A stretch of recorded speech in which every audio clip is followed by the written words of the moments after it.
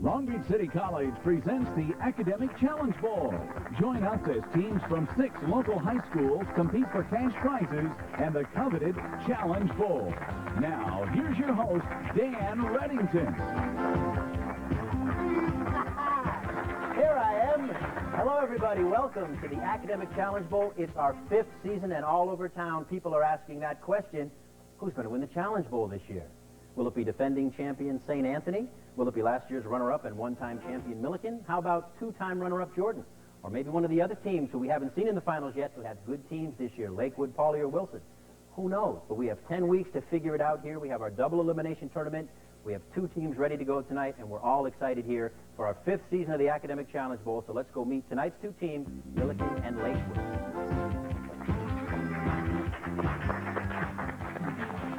Everybody's clapping. Everybody's happy. Hi, guys. The Lakewood team. We have Mike, Gaurav, and Toby. We recognize Toby from last year. Welcome back. Hi. Toby Hess. I'm a junior at Lakewood High School. I like to say hi to my family and everybody downstairs rooting for us. All right. Well, good luck this year. Gaurav Datta. Welcome, Gaurav. Hi. What grade are you in? I'm in 10th. And who would you like to say hi to I'd tonight? like to say hi to my mom, my dad, my brother, my sister, Ray Bork, and to Cam Neely. I hope your knee gets better. All right. Cam Neely. Those of you watching, Cam Neely, Gaurav actually has his favorite hockey team is my favorite hockey team, the Boston Bruins. So good luck to you tonight. Mike Brown, welcome to the show. I'm a senior, and I'd just like to thank all the people for volunteering me for this. All right. Well, good luck to the Lakewood team this year. Give yourselves a big round of applause. Hope you have a good season. Now over here to the Millikin team, we see a couple familiar faces, Darren and Kelvin. And hey, Darren, welcome back. Hi, I'm a junior in Millikin, and I'd like to thank Bob Parrish and all the people in Challenge Bowl, and especially the faculty at Millikin, all the teachers who supported the students in their event. Well, that's great. And you're Darren Gates. I forgot to mention your last name. And Darren has a reputation in Challenge Bowlville as the fastest buzz in the West. So good luck this season, Darren. Kelvin Chu. Welcome back to the show. I'm a 12th grade senior, and I want to say hi to my family and my friends. They have given me a lot of support. All right, great. That's very nice. And Hey Chim, is that how you Hi. pronounce it? Yeah, that's right. Hey, Jim. I'm a junior, and I'd like to say hi to all the Millikin fans down there that are rooting for us. All right, very nice sentiment, and good luck to the Millikin team this year. There's our 2 teams for tonight's first game, Millikin and Lakewood. Let's check our categories for tonight's first half.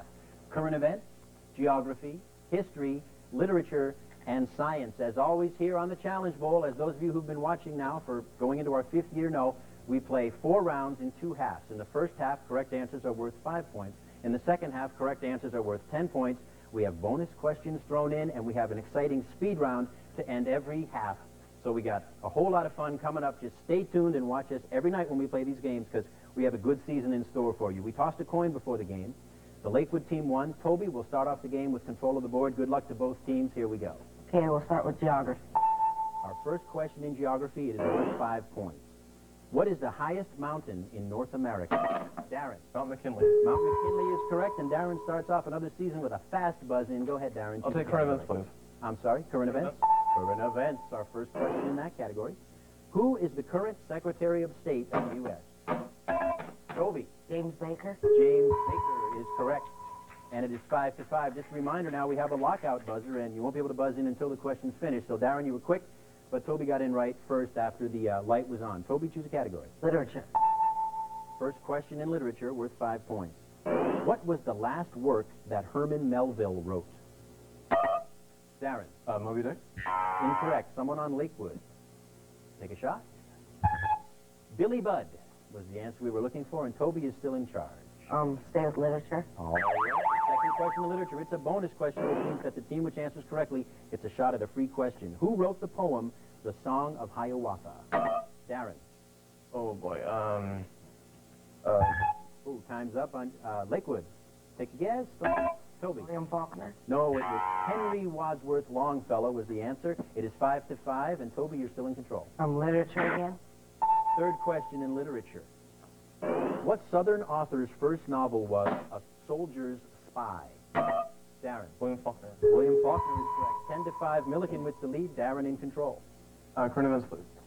Current events, question 2. What company owns the Spruce Goose? Hey. Walt Disney Company. Incorrect. Someone on Lakewood. Incorrect. It's Aero Exhibits Incorporated. It is 10-5, and Darren, I believe you're in control of the board. Current events, please. Current events. Question 3. What city leads the United States in bank robberies? Darren. New York. New York is incorrect. Someone on Lakewood? Mike. Los Angeles. Los Angeles is correct. Another proud record held by the city of Los Angeles. It is 10-10, and Mike, you're in control of the board. Science. That's our first question in science, worth 5 points. What is the basic unit of mass in the metric system? Darren. The kilogram. Kilogram is correct. It is 15-10. Milliken leads. Darren controls. What's my history? First question in history. In what year did France grant Algeria its independence? Darren. Okay, 1837. No, incorrect. Someone on Lakewood. Take a shot, take a shot. Go Rob. 1856. No, it was 1962. 1962, and control of the board is with Darren. History again. Question number 2. Napoleon gave up his plan to invade Britain as a result of what battle? Go Rob. Battle of Waterloo? Incorrect. Someone on Milliken. Darren. The Russian expedition. No. Trafalgar was the answer we're looking for there. Trafalgar, and it is still 15-10. Milliken, Darren in control. History. Third question in history. Name the 1978 peace agreement between Israel and Egypt facilitated by Jimmy Carter. Darren. The Israeli-Egyptian pact. Not the answer we're looking for. Someone on Lakewood. Specific name for that agreement. Time's up. It was the Camp David Accords. Well, that's the end of our first round. It is 15-10. Milliken in the lead. Please don't go away. We have a lot more challenges going on.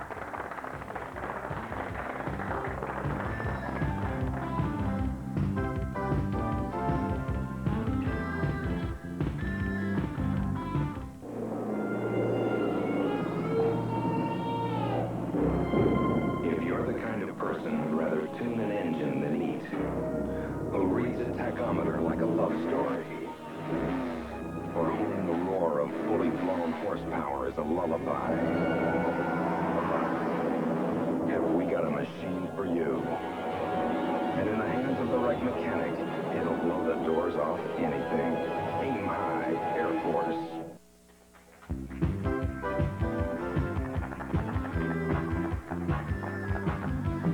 Hey, thanks for staying tuned to the Academic Challenge Bowl. Milliken leads Lakewood 15-10. Still early. It's our 5th season. We have a long way to go, and we still have 3 more rounds to go. Before we go any further, though, in tonight's game, I do want to thank our good friends at Umberto Fine Men and Women's Clothing. They're located on Bellflower Boulevard in Long Beach. And all last year and now all this year are providing me with my outfit. So thank you very much, Umberto, and his fine staff of people down there. Go in and see them. All right, we're ready for the second half. Darren's in control of the board. Choose a category. History again. Question number 4 in history. 15-10 is our score. What event triggered the start of World War I? Darren. The assassination of Franz Ferdinand. Correct. The assassination of Francis Ferdinand is correct. It is 20-10, and Darren, you're in control. Number 5. When did Pakistan split off from India? Darren.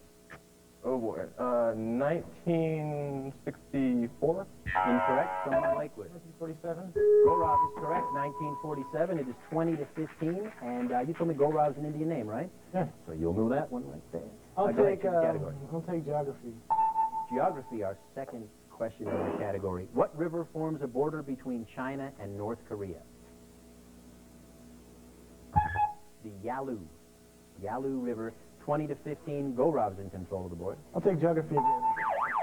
Bonus question, listen up. This could be worth a 10-point swing in the score. What is the only European possession in South America?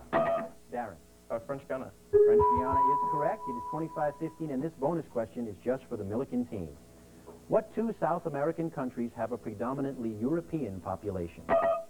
Argentina and Uruguay. Absolutely right. It is now 30-15. They got the bonus question. Kelvin's in control of the board. Science, please. Question 2 in science. What portion of the electromagnetic spectrum is called heat? Infrared. The answer we were looking for. Kelvin, you're still in control.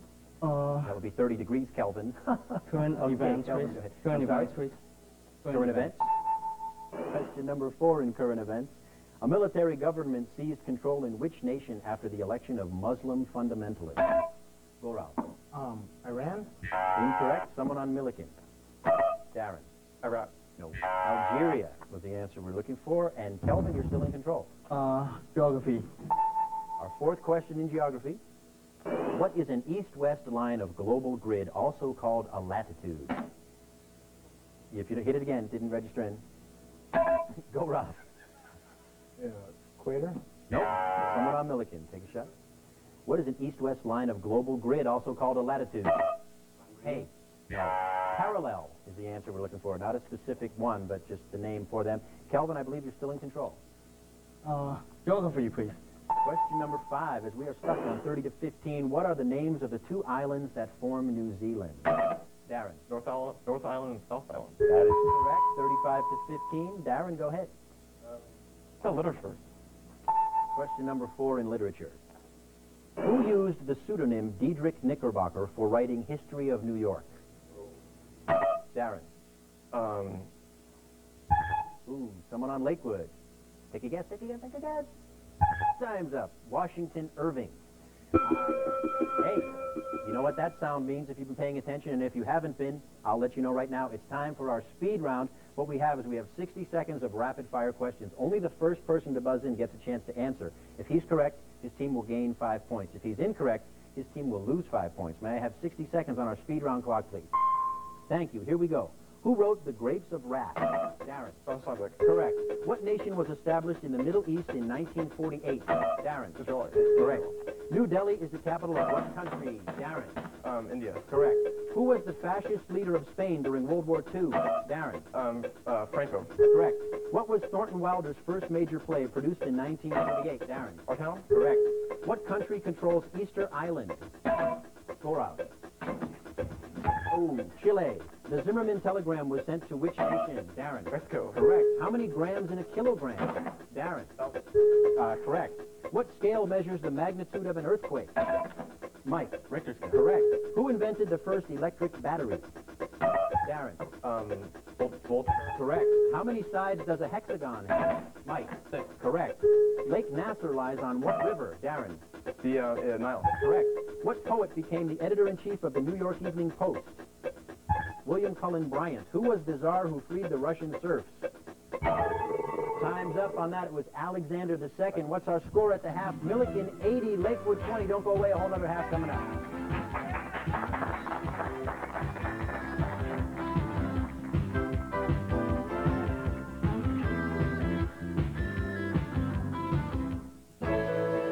The Associated Student Body of Long Beach City College offers full and part-time students the opportunity to explore a wide variety of interests outside of the classroom. From student government and social service club involvement to intercollegiate athletics and the creative arts, the ASB offers every student the opportunity to enjoy a well-rounded college experience. Students serving students, the college, and the community. And now, back to your host of the Challenge Bowl, here's Dan Reddington. Thank you very much, and thanks for staying tuned here to our first game of our 5th season. We're off to a great start. Milliken leads Lakewood 80 to 20, but remember now, here in the second half of the Challenge Bowl, correct answers are worth 10 points, so Lakewood is only 6 questions down, and with that speed round, we've seen teams smoke right back to catch up and take over the leader. So we have an exciting second half coming up. Thank you again for staying tuned. The teams have decided to stay with the people who they had in the first half. So here on Lakewood, we still have Mike, Gorov, and Toby. You guys ready? You gonna get some more points now this second half? Yeah. Whack those buzzers. Let me see you practice. All right. Good luck to you guys in the second half. And the Milliken team, Darren, still displaying that rapid wrist. Fastest gun in the West. Milliken's going to stay with Darren, Kelvin, and Hay. You guys psyched for second half? Yeah. Well, you seen it. You guys are psyched? All right, let's have some applause there. All right. Loads of excitement here on the Challenge Bowl. We have one category change for our second half. What used to be science is now, through the magic of television, math. Since we tossed a coin and since Toby of Lakewood team started off the first half, Darren on the Milliken team will start us off on the second half, choosing a category. This answers now are worth 10 points. Go ahead, Darren. I'd like current events, please. Current events, question 1. What Japanese car company announced it was quitting the U.S. market? Mike. Daihatsu. Daihatsu is correct, and just like that, 80 to 30 back in the game. Mike, go ahead. Math. Our first question in math. What is the number system using only 2 symbols? Darren. The binary system. Binary is correct. It is 90 to 30. Darren, in control. Go ahead. Current events number 2. What teenager carried Finland to the Olympic gold in the 120-meter team ski jump? Darren. Tony Nieminen. Tony Nieminen is absolutely correct. 100 to 30. And Darren, you're in control. Current events. Current events number 3. Darren on a little mini roll now here through current events. What country had a recent coup attempt to oust President Perez? Mike. Venezuela. Venezuela is correct. 100 to 40. Mike gets them back in the board. Geography. First question in this half in geography. It's worth 10 points. What is the second most massive cataract in the world? Darren. Angel Falls. Incorrect. Someone on Lakewood. Niagara Falls. Slowly I turned. Step by step. Mike, you're in control of the board. Choose a category. Math. Our second question in math. What is the name given to 2 lines that have the same graph? Darren. Coincidence. Coincident lines is correct. Coincidence? Read the book. 110 to 40. Darren, choose a category. Math, please. Third question in math. The number pi is the ratio of what 2 quantities of a circle? Mike. Circumference and the diameter. That's correct. Circumference divided by diameter gives you pi. It is 110 to 50. And go ahead, Mike. Math. Fourth question in math. What kind of triangle has 2 congruent sides? Mike. Isosceles. Isosceles is correct. It's 110 to 60. They smoke back into contention. Mike, go ahead. Math again. Fifth question in math. What is the line through a cone's vertex and the center of its base? Darren. The altitude. Incorrect. Someone on Lakewood? The axis of a cone is the answer we were looking for. Axis of a cone. Mike, you're still in control. 110 to 60. Math again. Our final question in math. What is the number of diagonals in an octagon? Hey. 4. Incorrect. Someone on Lakewood? Mike. 6. 20. 20 is the answer. Who's in control? Mike, I believe. Geography. Our second question in geography. On what continent is found the deepest freshwater lake in the world? Darren. Asia. Asia is correct. 120 to 60. Darren, choose a category. Current events, please. Current events number 4. Who is the acting police chief of Long Beach? Well, nobody on these teams gets in trouble. That's very good sign to young people today. But it's Bill Ellis. And should you meet him, tell him, hello, Bill. Darren, you're in control. Choose a category. Let's try history. Question number 1. The 1973 peace treaty between the United States and North Vietnam was called what? Hey. The American-Vietnamese Treaty. No. Someone on Lakewood. The Paris Peace Accords is the answer we were looking for. It is 120 to 60. Darren, you're in control. History. Second question in history. Remember, they're all worth 10 points. What 1863 Civil War conflict was dubbed the Battle Above the Clouds? Toby. Gettysburg? Incorrect. Someone on Milliken. Kelvin. Lookout Mountain. Yes, the Battle of Lookout Mountain is correct. Kelvin checks in. It's 130 to 60. Kelvin, you're in control. History, please. Question 3 in history. Which Western nation formed an alliance with Japan after the Sino-Japanese Wars? Hey. The United States. No, incorrect. Someone on Lakewood. Take a shot, take a shot. Go, Rob. Canada. No, incorrect. It was England. England. Hey, that's the end of the third round. What's our score? Milliken 130, Lakewood 60. Please don't go away. Got a whole other round.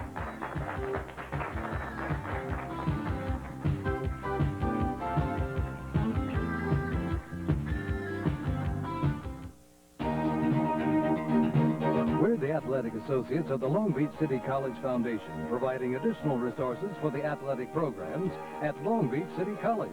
And thanks to your support, we've built a solid foundation for the future. However, we still need your help. So call the college today. Ask for the Athletic Associates. Together we can continue the outstanding tradition of Long Beach City College athletics into the 90s and beyond.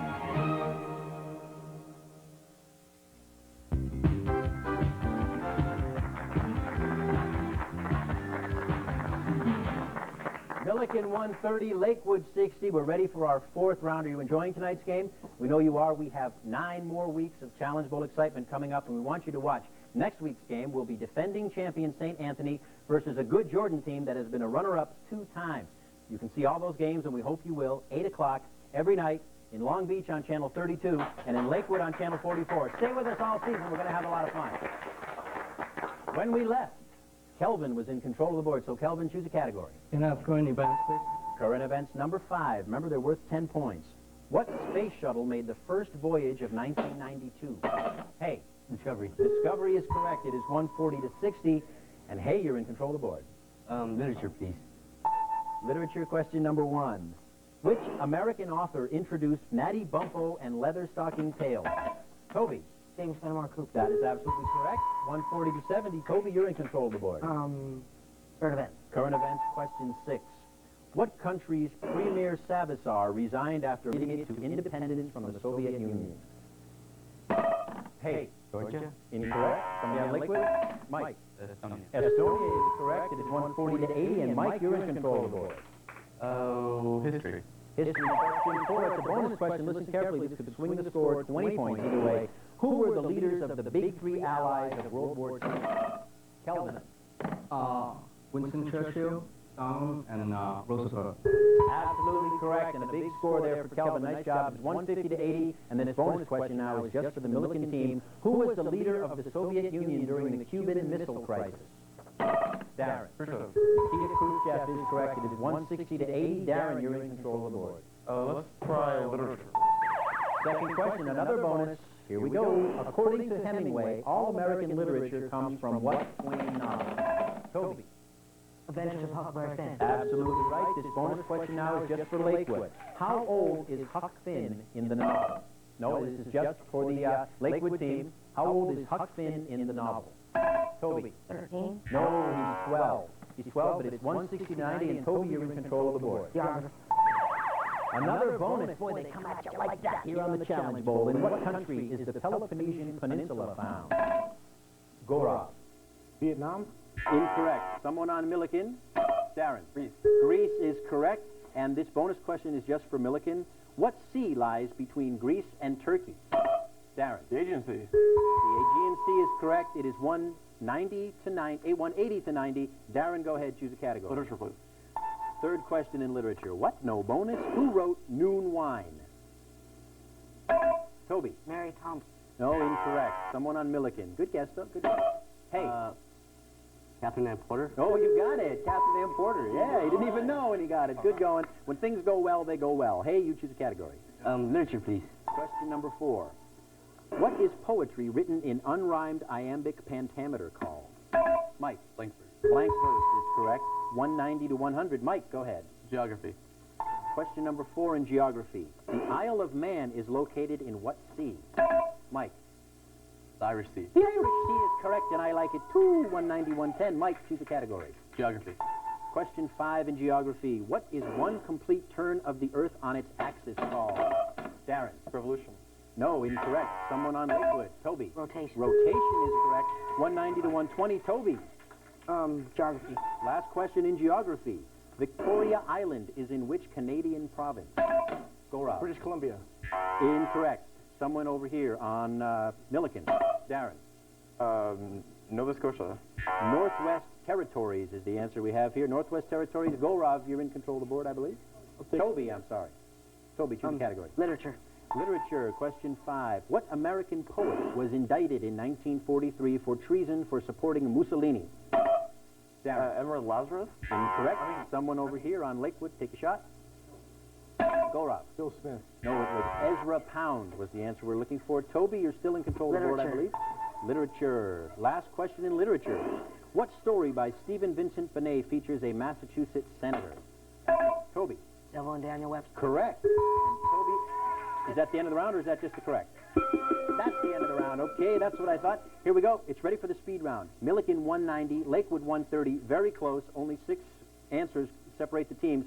We're going to have rapid-fire questions here for 60 seconds. They're worth 10 points if you get them right. Minus 10 points if you're incorrect. May I have 60 seconds on our speed round clock, please? Thank you. Good luck to both teams. Here we go. What brilliant German scientist originated the theory of relativity? Mike. Einstein. Correct.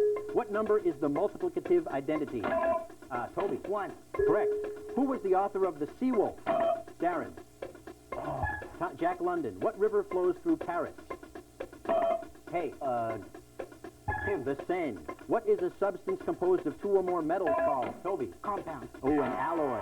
What novel of Sinclair Lewis dealt with the medical profession? Aerosmith. How many centimeters are in an inch? Mike. 2.2. No, 2.54. In what year was the Napoleonic Code drawn up? Darren. 1803. 1800. What scientist originated the theory of evolution? Toby. Charles Darwin. Correct. What city is the northernmost city in the United States? Gorov. Point Barrow. Correct. Where did Emily Dickinson live? Darren. Amherst, Massachusetts. Correct. What is the science of weather called? Toby. Meteorology. From which military academy was Edgar Allan Poe expelled? West Hey, Point. Kelvin. Yes, correct. Oh, time's up. What's our score? Whoa, what a close game. 180 to 50. Milliken pulls it out at the end. We had a great speed round, though. Woo! Wow, man. Now, you guys, great game. Mike, Gorov, and Toby, you guys smoked right there in that speed round. How do you feel? You were ready. You were there, weren't you? And you guys played a good game. Yeah. 180 to 150. That's a great score. And remember, it's a double elimination tournament, so we're going to see you guys again, and I think you guys are going to have a good year. Give yourselves a good round of applause.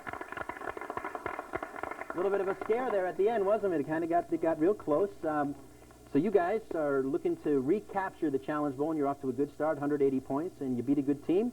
Give yourselves a round of applause.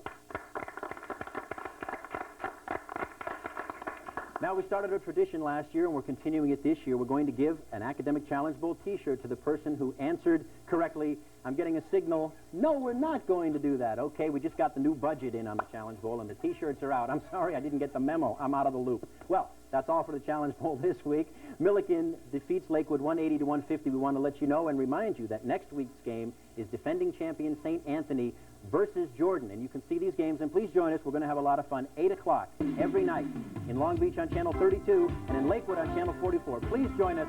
Good night. We'll see you next time.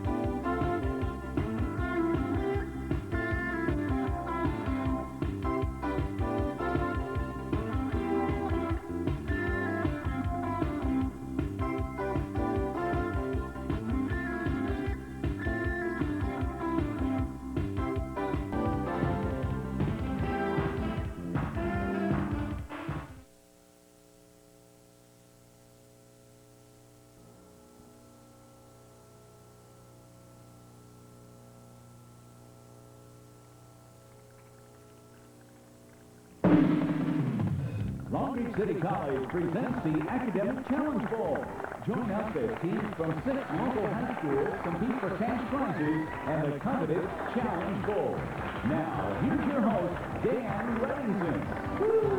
Hey, thank you very much. Thanks a lot, and thanks for joining us here for another exciting Academic Challenge Bowl game. We are in week 2 of our 10-week double elimination tournament featuring the teams from the 6 local high schools, Jordan, St. Anthony, Wilson, Lakewood, Milliken, and Pauley.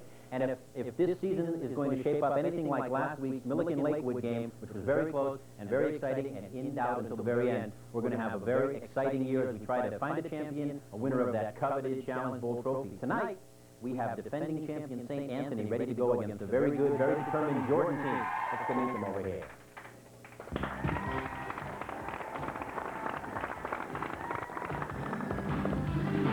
Sam, Paul, and Tony, everyone, I want to give them a big round of applause for their beautiful outfits and name tags. Excellent. This is great. Who did those up for you guys, Sam? One of our One of our teammates downstairs. Great. And Ms. Wyatt, our activities director, got us these nice vests. They look great. All right. Snazzy, I hope you guys have a good year this year. And we'll say hello again to Sam So. Welcome back to the show. Thank you. What year are you now? I'm a senior at Jordan. And anyone you want to say hello to? Yeah, to the Jordan people downstairs and on Jordan campus. All right. Paul Burney, welcome back to the show. Thank you, Dan. And anything you want to do, say hi to? Wait a minute. I hear a plug coming.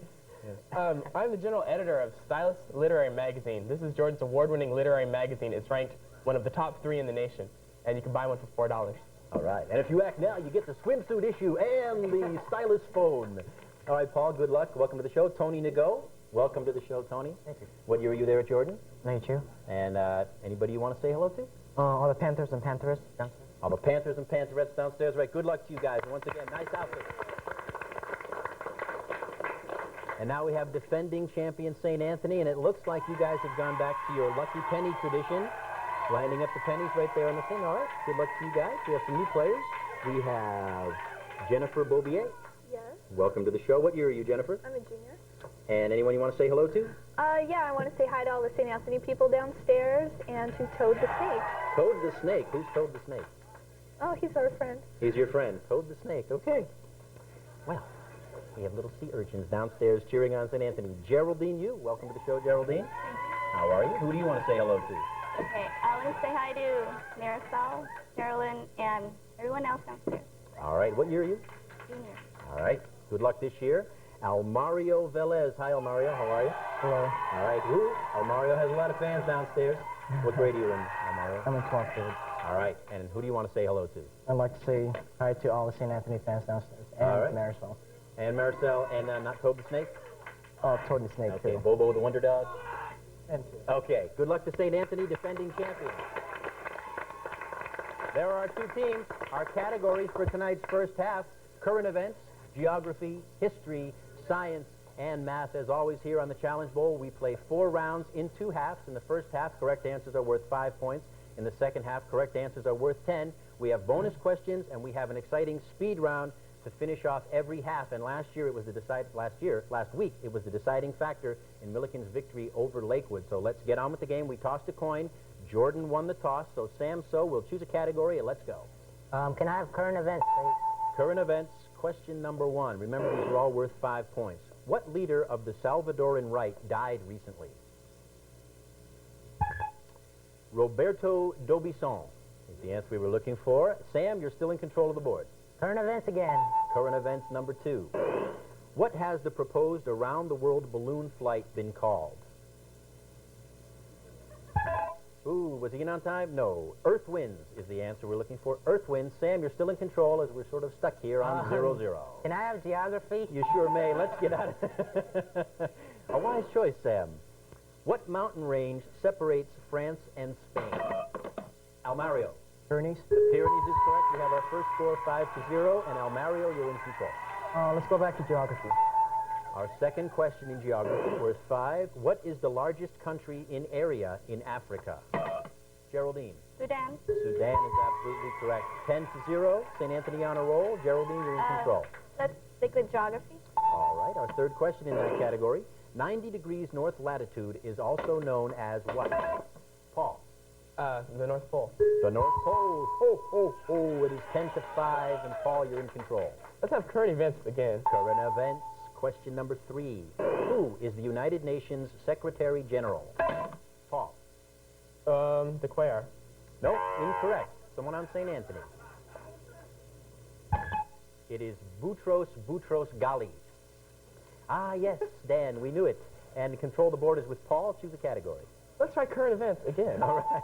We're rocking through that current event category. What % of the nation is middle class according to the IRS? Sam. 65. No, incorrect. Someone on St. Anthony. That's good. Almario. 60. No, you guys were right in the middle. It was 63% was the answer we were looking for. That would have done it. You guys were all very close. Paul, you're in control. Current events. Current events number 5. Yeah, I think you guys just want to get these out of the way for the rest of the half. Who recently resigned as chairman of the National Endowment for the Arts? Geraldine. Scowcraft. No, incorrect. Someone on Jordan? John Frohnmeyer. John Frohnmeyer. Oh, that's right, John. That's right. Paul, you're in control. Current events? Sure, let's get that, the last one. Let's have a big round of applause for that last current events question. What has Congress considered doing with the Central Valley Project in California? Paul. Canceling it? No, incorrect. Someone on St. Anthony? Time's up. Transfer control of it to the state is the answer we were looking for. The good news is we're out of current events questions. And Paul, you're still in control of the board. Let's have science. All right. Remind you, our score is 10-5. What is the branch of chemistry that deals with carbon and its compounds? Geraldine. Organic chemistry. Organic chemistry is absolutely right. 15-5. That's the end of our first round. We have kind of a low score, but don't go away. It's going to heat up. St. Anthony 15, Jordan 5.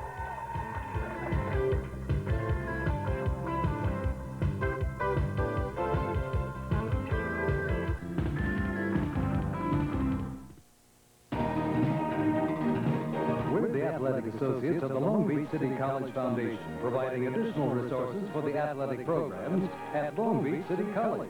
And thanks to your support, we've built a solid foundation for the future. However, we still need your help. So call the college today. Ask for the Athletic Associates. Together we can continue the outstanding tradition of Long Beach City College athletics into the 90s and beyond.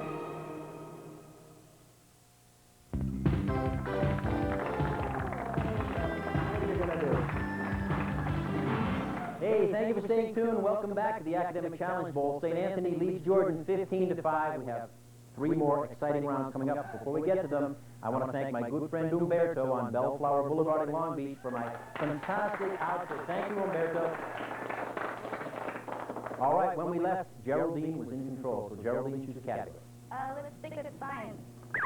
Second question in science, it's a bonus, which means the team who answers correctly gets a free shot at a question just for them. Hydrocarbons with a triple bond are called what? Paul. Hydrate? No. Someone on St. Anthony? Alkyns is the answer we were looking for. Alkyns. Geraldine still in control, 15-5, St. Anthony. Let's stay with science. All right. Third question in science, worth 5 points. What form of diffusion takes place through a semi-permeable membrane? Paul. Active transport. Incorrect. Someone on St. Anthony. Take a guess, take a shot. Geraldine. Inactive transport. No. Nobody good guess. The answer we're looking for is osmosis. Osmosis. 15-5. St. Anthony leads. Geraldine, choose a category. Okay, let's go to geography. Hey, here's another bonus question. Listen carefully. A 10-point swing in the score. What North American city is built on land reclaimed from Lake Texcoco?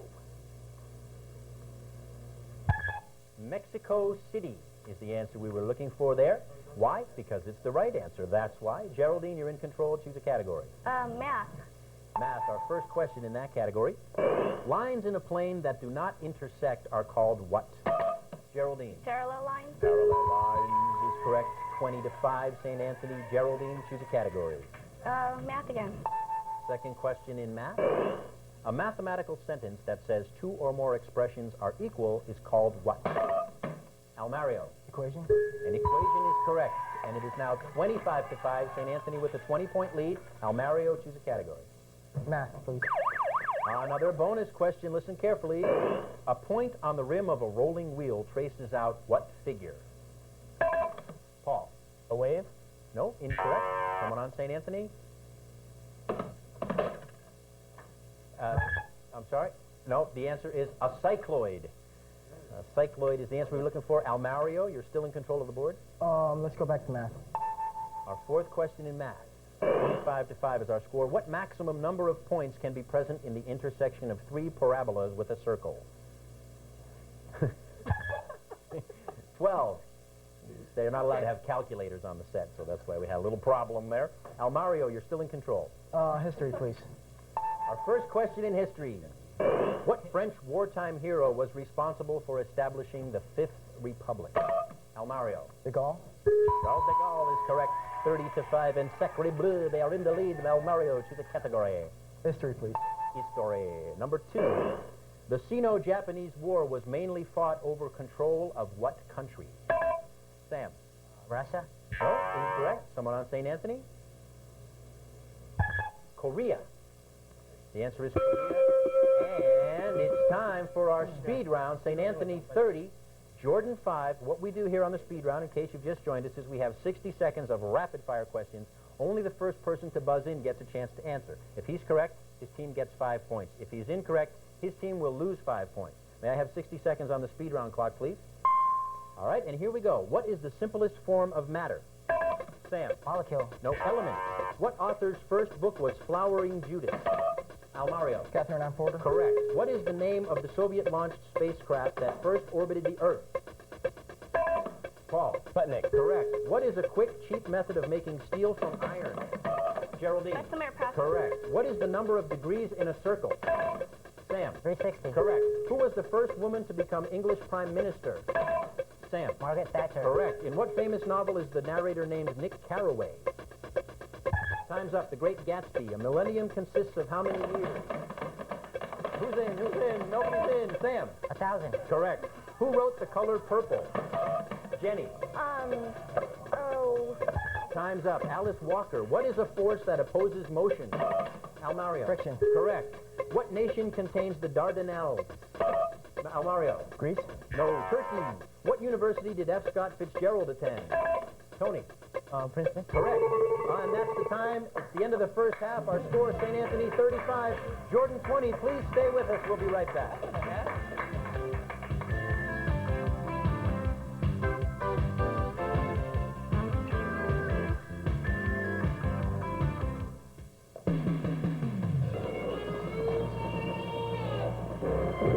If you're the kind of person who'd rather tune an engine than eat, who reads a tachometer like a love story, or whom the roar of fully blown horsepower is a lullaby, have we got a machine for you. And in the hands of the right mechanic, it'll blow the doors off anything. Aim high, Air Force. And now, back to your host of the Challenge Bowl, here's Dan Reddington. Hey, thank you very much. Welcome back to the Academic Challenge Bowl. It's halftime. St. Anthony leads Jordan 35-25. Remember, here in the second half, correct answers are worth 10 points. Jordan is only one correct answer down, so we have an exciting finish coming up. But we do have some new players. Starting over here on the St. Anthony team, we have John Baltazar. Welcome, John. How you doing, Dan? I'm doing fine. Thanks for asking. How are you? Pretty good. All right. You have anyone you want to say hello to? Yeah, I'd like to say hi to my friend Jen, and I'd like to remind all the people downstairs to turn their pennies over. Aha, turn their pennies over. Okay, so what's it at? Tails now for the second half? Tails for the second half. Ooh, Tails for the second half. That sounds... Tails for the second half by John Knowles. Okay, good luck to St. Anthony. Give yourselves a round of applause. We still have Sam and Paul. We have a new player here on Jordan, Wong Pham. Yes. Welcome, Wong. Welcome. What grade are you there, Jordan? I'm 12th grade. And I understand that you also are a member of the award-winning Stylist magazine editorial staff. I'm not mental or anything, so don't be alarmed. I'm the computer editor for Stylist magazine. All right. Well, good luck to you guys in the second half.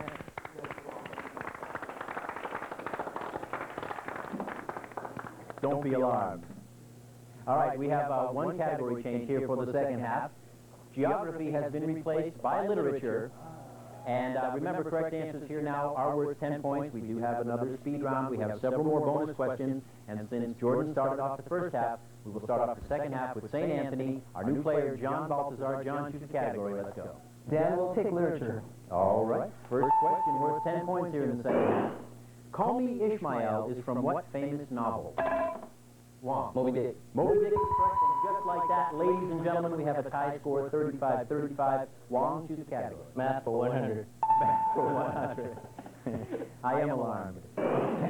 What is a segment whose endpoints are on a given circle called? Wong. Chord. A chord is correct. And look at that. Wong checks in. Computer expert, 45-35. Wong, choose a category. Math for 200. Okay, they're all worth 10 for you folks playing along at home. The intersection of a sphere and a plane tangent to that sphere results in what? Wong. Circle. Incorrect. Someone on St. Anthony. Take a shot. Take a shot. Almario. Concentric circle? No, the answer is 1 point. 1 point. And speaking of points, it is 45-35 with Wong in control. Math for 300. Math, our third question. Alex, the answer is, what type of interval includes its endpoints? Sam. Closed interval? Absolutely right. Jordan now leads 55 to 35. Sam, you're in control. Can I have literature? You sure may. Literature. Stylist, did I mention? What is the term for a figure of speech combining two opposing ideas? Paul. Oxymoron. Oxymoron is correct.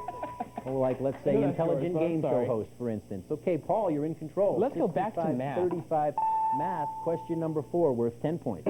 In a direct variation, as x increases, what happens to y? John. It decreases? Incorrect. No, that's incorrect. Someone on Jordan? Increases. Wrong. It increases is the correct answer.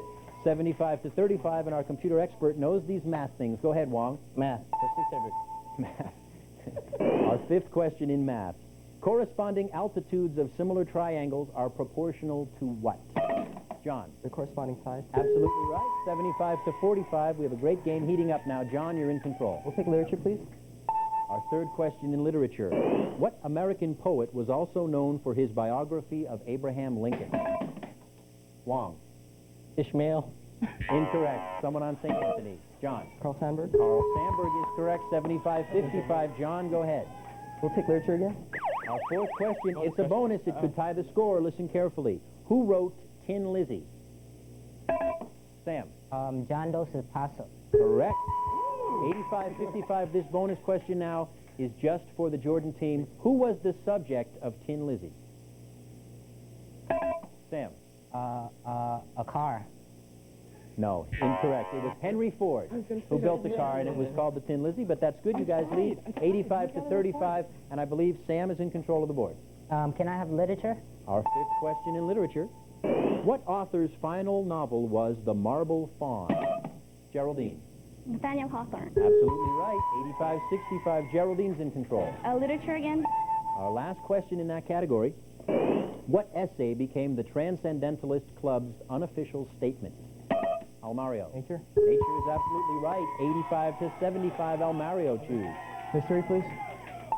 That is our first question in history, worth 10 points. Who headed the provisional government in Russia overthrown by the Bolshevik Revolution? Sam. Lenin. Incorrect. Someone on St. Anthony. Almario. Nicholas I. No, Kerensky is the answer we were looking for, but I believe that's the end of our third round. What a third round we had, too. Jordan leads St. Anthony 85 to 75. Please don't go away. We'll be right back.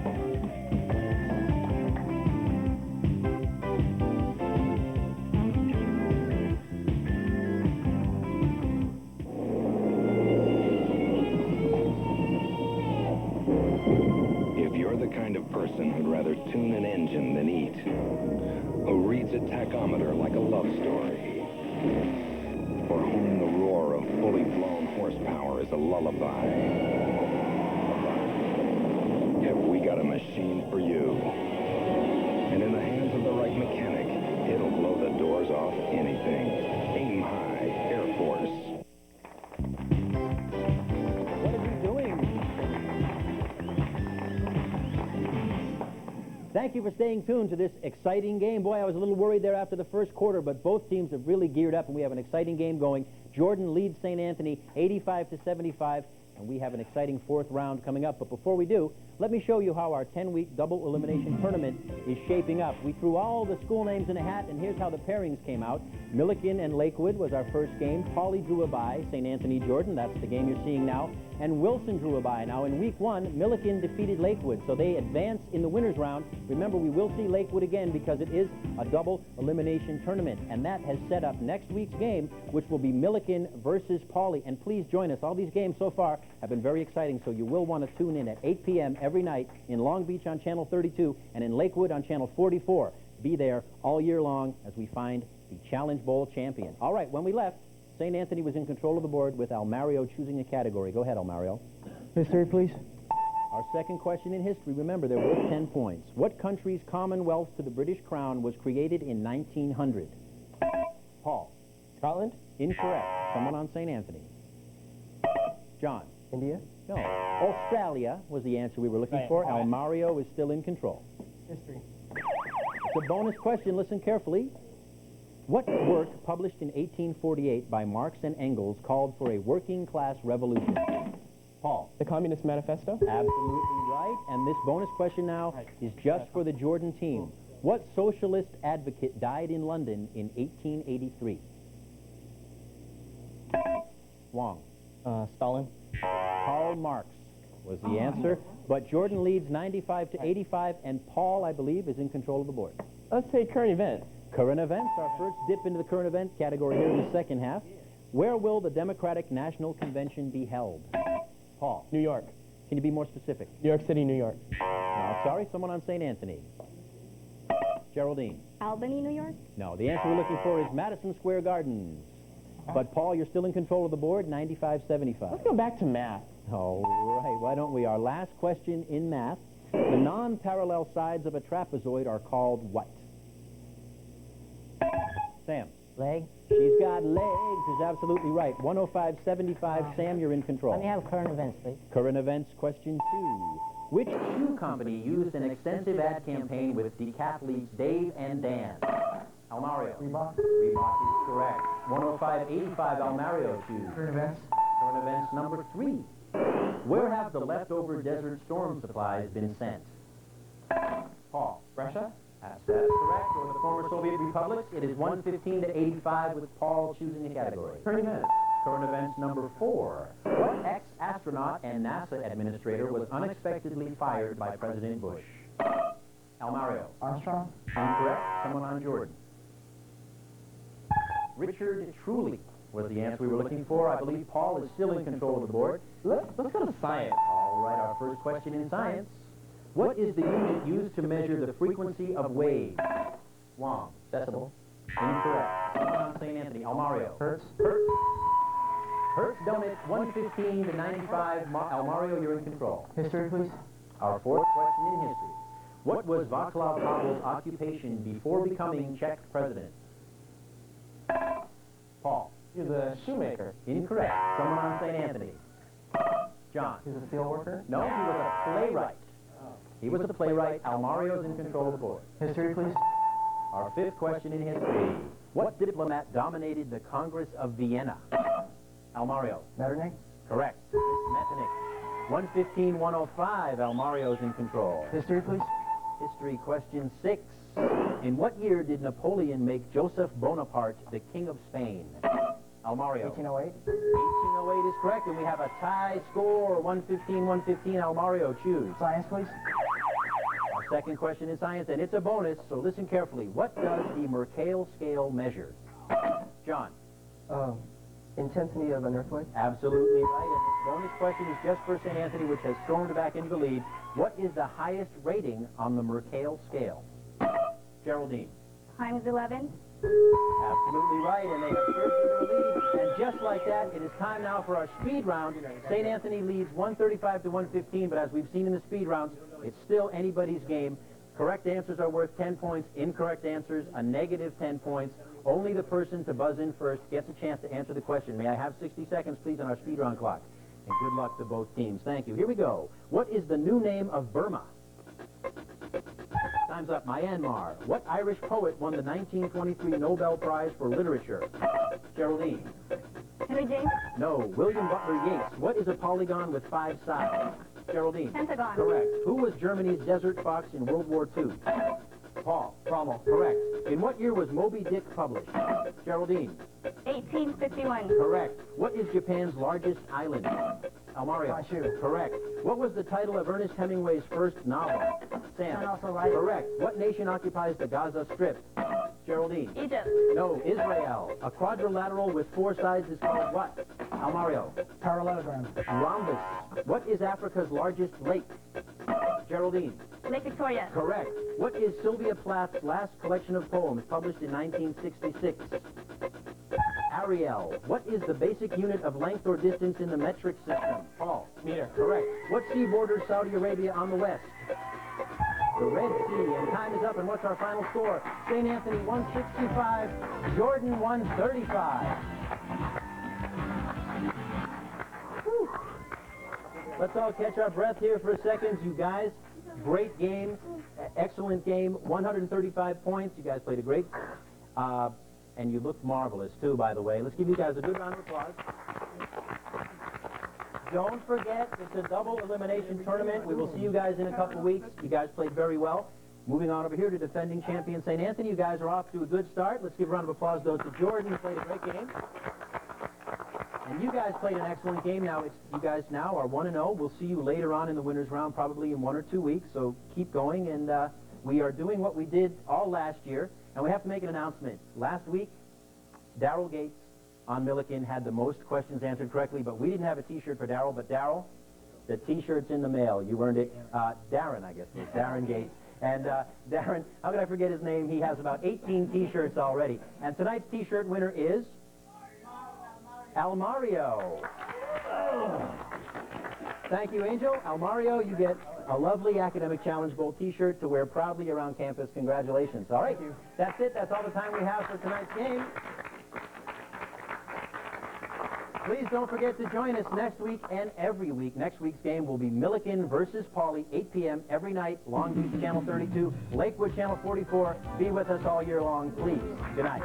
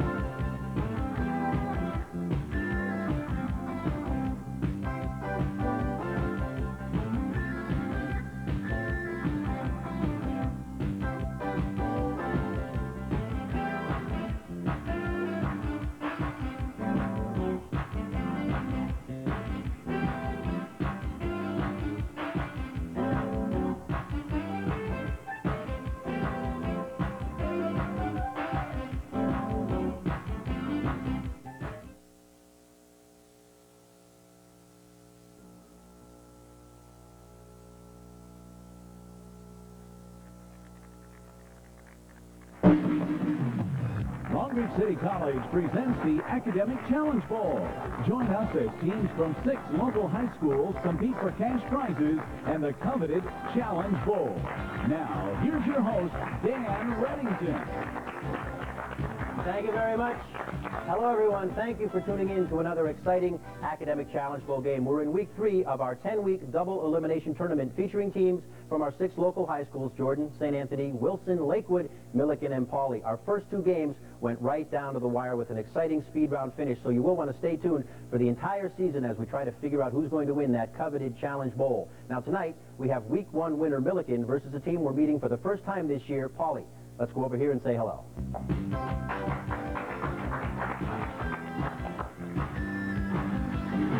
Hello, everybody. 3 familiar faces. Welcome back to the show. The Pauley team looking well. Our first chance to see you, Eric Dixon. How are you? Who do you want to say hello to, Eric? I just want to say hi to all our great fans downstairs and all the great people at Pauley. All right. Nice sentiment. Nan Tran, welcome back. Nice to see your smiling face again. Hi. How are you? Fine. Anyone you want to say hello to? Same. The same people. Now, ditto. That's a ditto from Nan Tran. Okay, welcome, Nan. And Trent Smith. Hi, Trent. Hi, Dan. How are you? I'm fine, thank you. Thanks for asking. Who you want to say hello to? Angela, Jason, all the cable viewers out there in Long Beach. All the cable viewers. All right. Nice sentiment, and good luck to the Pauley team. Give yourselves a round of applause. And now we have the Millikin team. You guys were week 1 winners, and you started off with a good game. We have Darren, Gina, and Ernest, and Darren's wearing one of the fabulous Academic Challenge Bowl T-shirts that he's won, in his many being the person who answers the most questions correctly. So congratulations to you, Darren Gates. I'd like to say hi to Steffi Kimmelhorski, my German pen pal. And if we win this game, then I'm going to send her a copy of German. You're going to send a copy of the tape? Yeah, the tape. We're going to go international, ladies and gentlemen, so they'll be tuning in on the Rhine. Okay. If you don't win, I'll say hi over next week. Right. Welcome, Darren. Gina Lim. Hi, Gina. Hi. Welcome to the show. Do you want to say hello to anybody? Well, I'll say hi to my friend Anthony, who better be watching. My German teacher, Frau Dalton, and I expect an A on my next one. There you go. All right. And Nancy, we hope you are watching because it's going to be an exciting game. And Ernest Hayes. Hi, Ernest. Welcome to the program. I'm fine, thank you. You doing all right? Who do you want to say hi to? Friends and family. And that's it. Okay, a simple statement. Good luck to the Milliken team. Round of applause to them. All right. There's our two teams. Let's check out our categories for tonight's first half. We have current events, geography, history, literature, and science. As always here on the Academic Challenge Bowl, we play 4 rounds in 2 halves. In the first half, correct answers are worth 5 points, and in the second half, correct answers are worth 10. We have bonus questions spread throughout the categories, and we have an exciting speed round to cap off each half. We're ready for an exciting game. We tossed a coin before the game, and the Milliken team won, so Darren Gates chooses the category. Here we go. Let's start off with current events. Current events, question 1, worth 5 points. What actor from the movie JFK was nominated for an Oscar? Darren. Oh, time's up. Someone on Polly. Take a guess, take a shot, take a stab. Time's up. It was Tommy Lee Jones. He was the one. Some of you might have been thinking Kevin Costner, but nope, he wasn't. Darren, you're still in control. It's your category. Current events. Current events number 2. What local elected agency is thinking of expanding to 7 or 9 members? Area Council? No, incorrect. Someone on Milliken. Darren. The Long Beach Queen Mary Association. Oh, you were so close.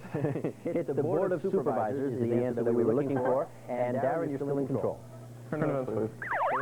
It's a bonus question. Remember now, the team that correctly answers this question gets a question just for them. Magic Johnson appears in the music video of what singing star?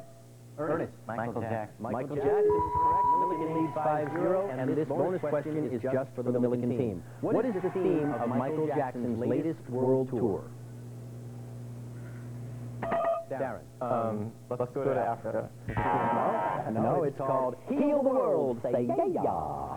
But it is 5-0, Milliken leads, and Ernest, you're in control of the board. How about current events? Fourth question in current events, worth 5 points. Postmaster General Anthony Frank is said to become chairman of what company? Acrogen Incorporated, a biochemical company. We're Beatrice. And Ernest, you're in control of the board. 5-0, Milliken. What the heck? Current events, number 5. Let's get them out of the way. What will be held at the Astrodome August 17th through the 20th? Darren. The Democratic. No, sorry. Polly. Nan. Republican. The Republican National Convention. And Darren was close, went to Redetmu. Okay, it is 5-5. Nan is in control of the board. Choose category, Nan. Geography. Our first question in geography worth 5 points. What country is sometimes called the land of volcanoes? Japan. I'm sorry? Japan? Japan is correct. It is 10-5, and Darren had a rhythmic buzz in that time. Darren, choose a category. History, please. First question in history. Britain secured control of Hong Kong as a result of which 1839 war? The Opium War. Correct. Ba-dum, bam, boom. It is 15-5. Darren, you're in control. History, please. Second question in history. It's a bonus question. The efforts of Muslim separatists in India led to the creation of what Asian nation? Pakistan. Pakistan is correct. And this bonus question is just for the Milliken team. What empire existed in India in the early 1700s? Time's up. It was the Mughal Empire. And it is 20-5, Milliken in the lead, and Darren, you're in control. History, please. Our third question in history. The severe economic slump following the 1929 collapse of the stock market was called what? Ernest. The Great Depression. The Great Depression is correct. It is 25. At the end of our first round, that went quickly. Milliken, 25, Polly 5. Please don't go away.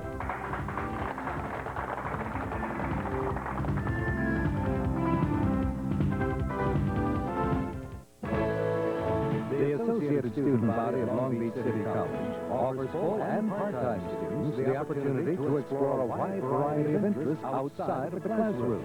From student government, social service club involvement, to intercollegiate athletics and the creative arts.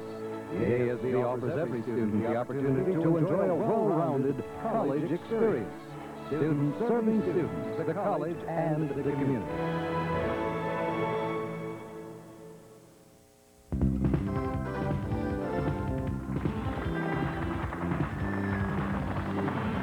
Welcome back to the Academic Challenge Bowl. Milliken leading Pauley 25-5 after one round. We're ready for the second round. Before we get to it, thank you to Umberto and his staff down at Umberto Fine Men's and Women's Clothing on Bellflower Boulevard in Long Beach for my outfit. Thank you very much.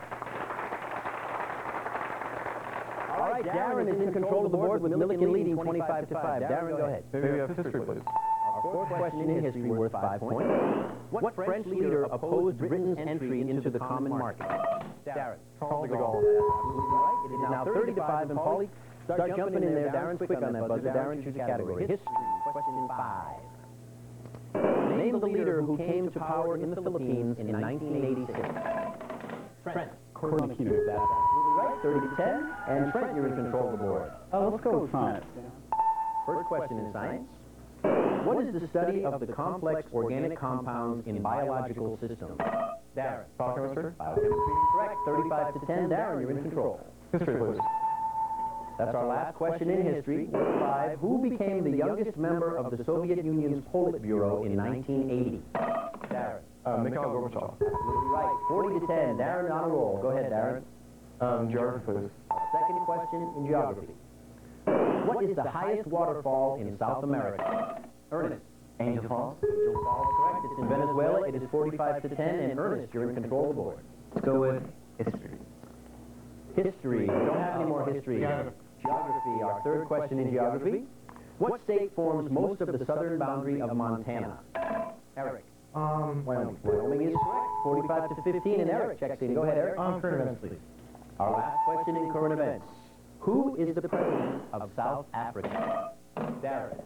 David de Klerk. Absolutely right. 50-15. Darren, choose a category. Geography. Fourth question in that category. The starting point of measuring latitude, 0 degrees, is called what? Darren.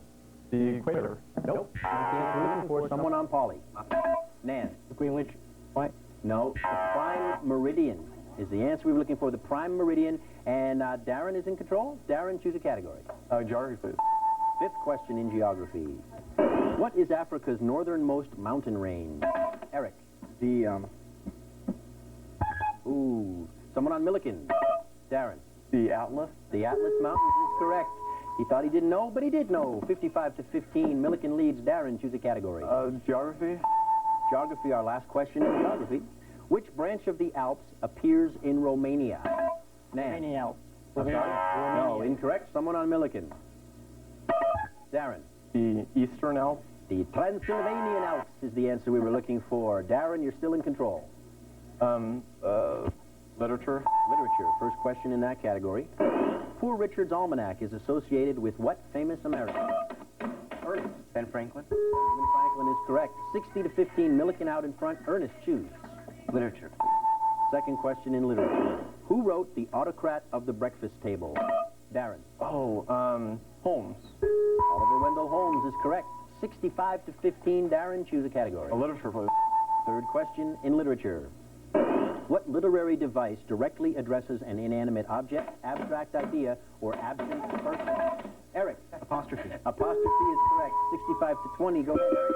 Oh, don't go ahead, Eric. We have a speed round coming up. Now, here's what we do in the speed round. We have 60 seconds of rapid-fire questions. Only the first person to buzz in gets to answer. A correct answer is worth 5 points. An incorrect answer, a negative 5 points. May I have 60 seconds on our speed round clock, please? Thank you very much, and here we go. What type of instrument measures electric current? Eric. Ammeter. No, a galvanometer. Who has been referred to as the Latin American George Washington? Darren. Simon Bolivar. Correct. What Illinois city is known as Little Egypt? Darren. Cairo. Correct. What is a negative electrode called? Darren.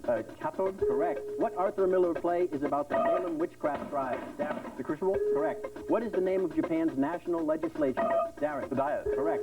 The vertical axis in a coordinate graph is called what? Eric. Y-axis. Correct. Napoleon's final battle was in what defeat? Eric. Waterloo. Correct. In what city is St. Basil's Church? Darren. Moscow. Correct. Who wrote Walden? Darren. Henry David Thoreau. Correct. On which river is the Aswan Dam? Eric. The Nile. Correct. In what state is Mount Hood? Darren. Oregon. Correct. What woman won 2 Nobel Peace Prizes for her research in radioactivity? Marie Curie. Correct. What is the term for an angle whose measure is 90 degrees? Darren. A right angle. Correct. What is the capital of the Philippines? Darren. Jakarta. Nope. Manila. Time's up. It is 105 for Milliken, 35 for Pauly. Please don't go away. We have an exciting second half coming up here on the Challenge Bowl.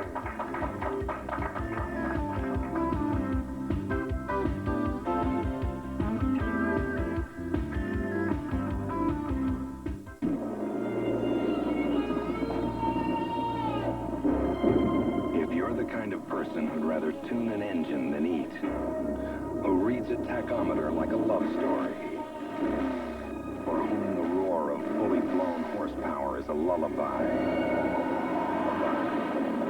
have we got a machine for you.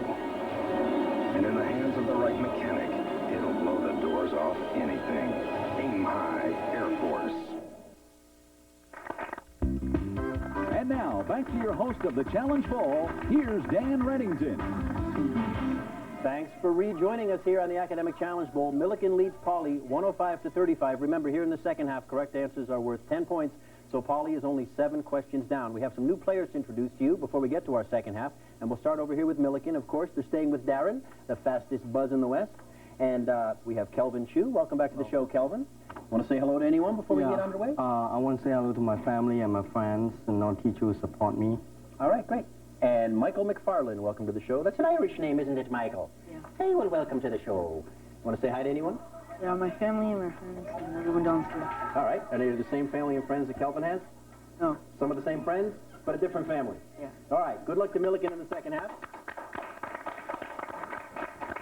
And coming over to Pauly, now you guys are 7 questions down, so you got to buzz right in, try to beat Darren on the buzz in, and we're staying with Eric and Trent, and we welcome Tina Kim. Welcome, Tina. How are you? Pretty good. You want to say hello to anyone? I just want to say hi to everyone at Pauly.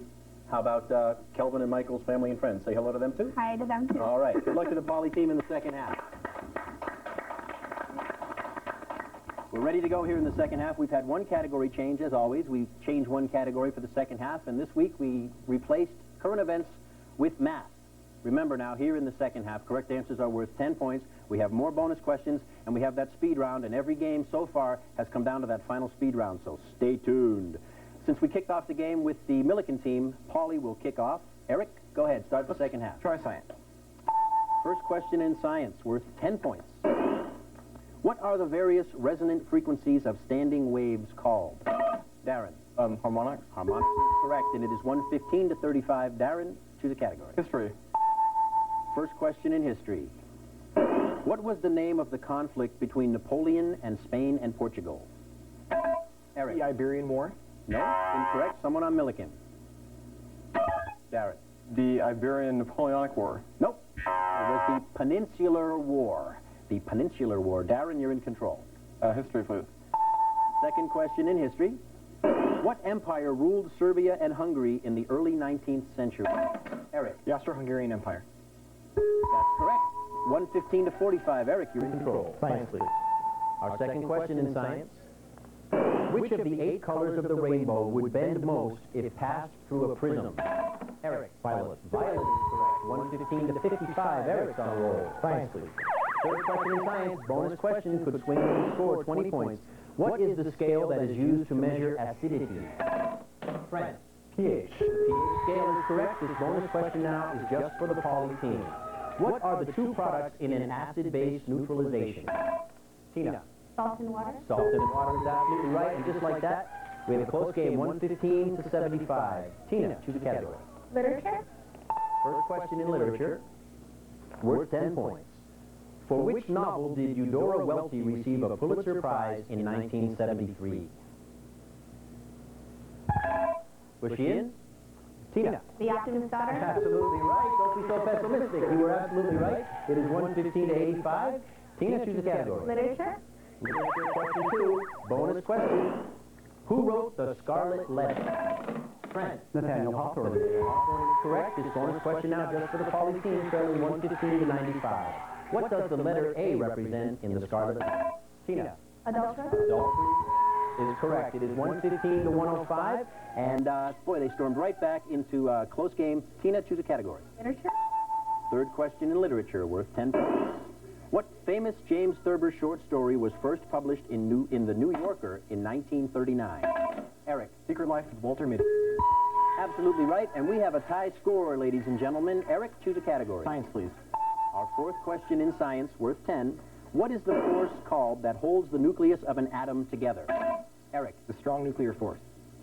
Nope, not the answer we're looking for. Someone on Milliken. Darren. Intermolecular force of attraction. Nope. What we were looking for was binding energy. That's the answer we had on the card. Eric, you're in control of the board. Science once more. Fifth question in science. A nuclear reaction in which a large unstable nucleus splits into smaller nuclei is called Trent. Fission. Fission is correct. And Paulie now has a 125 to 115 lead. Trent, you're in control. Let's finish out science, Dan. Our last question in science. What is the term for an explosion occurring at the end of a star's life? Darren. Supernova. Supernova is correct. We have another tie score. And that's the end of our third round. And what a round it was. We now have Milliken 125, Paulie 125. Don't go away.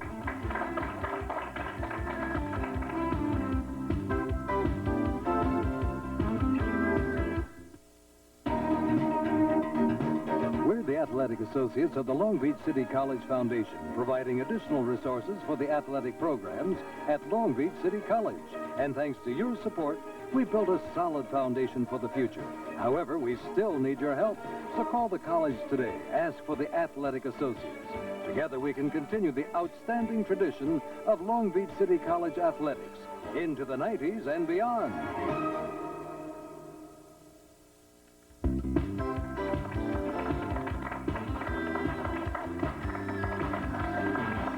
Hey, I hope you didn't miss that exciting third round. Milliken 125, Paulie 125. It was very exciting, and we have an exciting fourth round coming up. All our games so far have been determined by our final speed round, and this looks like it's going to be no exception. But before we get to our conclusive fourth round, let me show you how our tournament is shaping up so far.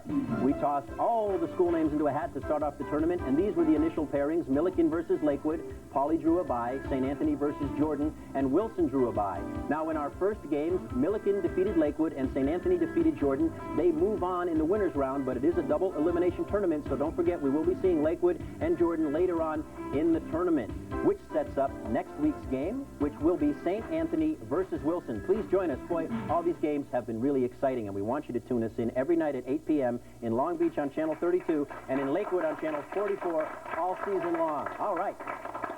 When we left Darren of the Milliken, it's easy for you to say, Dan. When we left, Darren of the Milliken team was in control. So choose a category, Darren. History. Third question in history, bonus question. Listen carefully. The trials which began in 1945 of surviving leaders of Nazi Germany were called what? Darren. The Nuremberg trials. Correct. And Milliken's back in the lead with this bonus question just for them. Nazi war criminal Adolf Eichmann fled to which South American nation? Darren. Argentina. Argentina is correct. 145, 125. Milliken back in front. Darren, choose a category. History. Fourth question in history. Who became Prime Minister of India in 1949? Eric. Indira Gandhi. No, incorrect. Someone on Milliken. Darren. Nehru. Nehru is correct. 155, 125. Milliken in front again. Darren, choose a category. History. Our fifth question in history worth 10 points. Lech Walesa of Poland worked as a shipyard man in which Polish city? Trent. Gdansk. Gdansk is correct. Gdansk with me tonight. It is 155, 135. Trent's in control. Let's go to geography, Dan. All right, our first question in that category for this half. What is the large crater that develops when the summit of a volcano collapses? Michael. Caldera. Caldera is correct. 165, 135. Michael, choose a category. Geography. Geography. Second question. Nepal is located in what mountain range? Tina. Take a guess.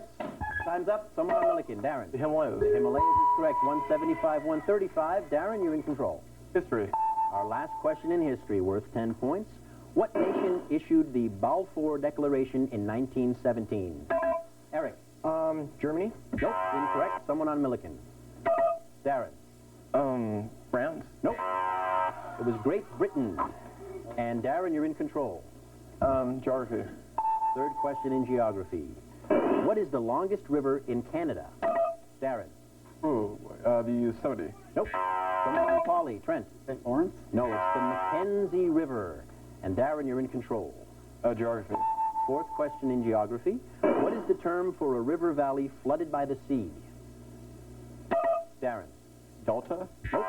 Someone on Polly? Time's up. It's an estuary. And Darren, you're still in control. We're stuck on 175, 135. Milliken in front. Geography. Fifth question in geography. Lake Winnipeg lies within which Canadian province? Eric. Manitoba? Manitoba is correct. 175, 145. That is a correct answer. Eric, you're in control. Literature, please. Literature, our fourth question. Let us go then, you and I, is the first line of what poem by T.S. Eliot? Darren. Wasteland? Nope. Someone on Polly? Was he in? Nope. Sorry, time was up. The Love Song of J. Alfred Prufrock. And Darren, you're in control. Geography, please. Oh, I'm sorry. Eric was in control. Eric, choose a category. Literature, please. Our fifth question in literature. What is the geographic setting of Melville's novels Tyche and Omu? Darren. South Pacific Ocean. South Pacific is correct. 185, 145. Darren, choose a category. Geography, please. Our last question in that category.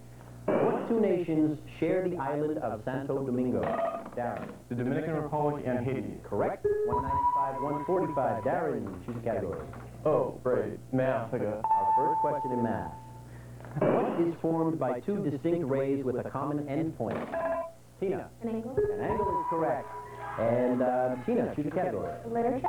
Our last question in literature, worth 10 points. Who was the author of Winesburg, Ohio? Darren. Short Anderson. Short Anderson is correct. 205, 205 Milliken. Polly 155. We're ready for our speed round, and once again, it's going to determine our winner. We have 60 seconds of rapid-fire questions. Only the first person to buzz in gets to take a guess. A correct answer is worth 10 points. An incorrect answer is worth a negative 10 points. May have 60 seconds on our speed round clock, please. I think we already have it. Good luck to both teams. Here we go. The Mexican-American War broke out over what territory? France, Texas. Correct. What is the largest desert in Africa? Darren. Correct. What is the name of John Dos Passos' experimental trilogy? Eric. USA. Correct. What is Brazil's largest city? Trent. Sao Paulo. Correct. What Bernard Malamud book won the 1966 Pulitzer Prize?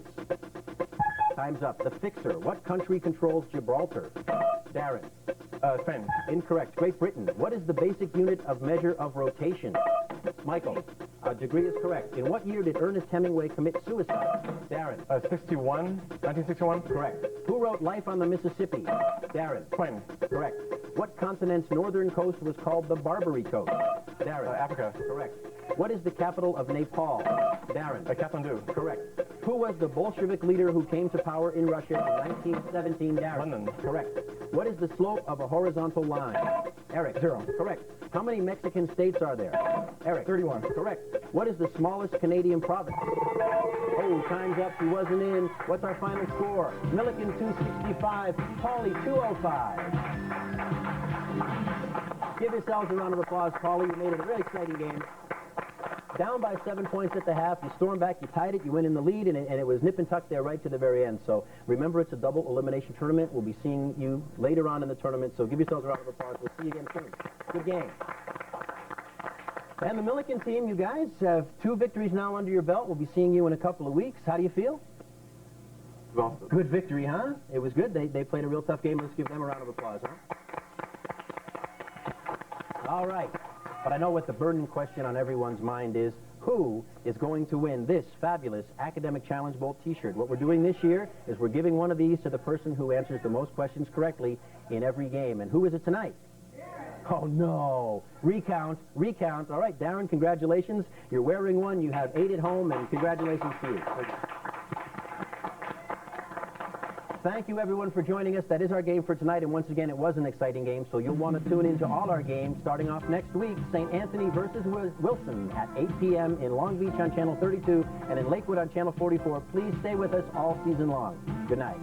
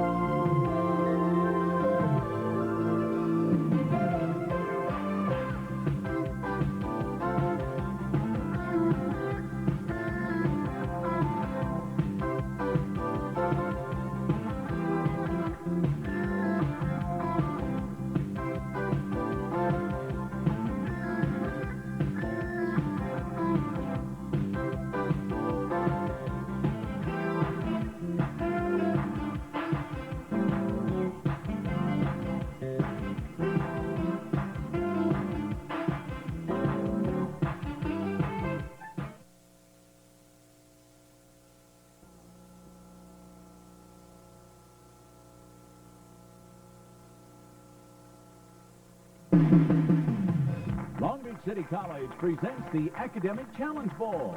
Join us as teams from 6 local high schools compete for cash prizes and the coveted Challenge Bowl. Now, here's your host, Dan Reddington.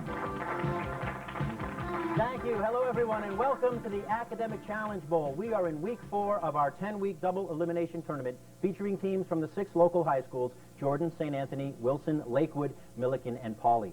All 3 games we've had so far have been exciting right down to the wire finishes. And in fact, week 2's game between St. Anthony and Jordan was so exciting right up to the end that we had some technical errors with our scoring. And what in fact appeared to be a St. Anthony victory was a tie, 145 to 145. Now, unfortunately, we didn't notice that it was a tie until the teams had left. So we assembled them here before tonight's program, and we ran our normal tiebreaker procedure. And let's show you how that tiebreaker went. The tiebreaker question is, who was the English philosopher who believed people have basic rights and a contract between the people and the government limits its power? Wong. John Locke. John Locke is the correct answer. We're not worthy! We are not worthy. Well, maybe they are, maybe they aren't, but they won. So that means that the official winner now of week 2 is Jordan. St. Anthony, defending champion, will now move into the elimination round. We will see them later on in the tournament. But that has set up tonight's game between that Jordan team you just saw versus Wilson. Let's go see them over here.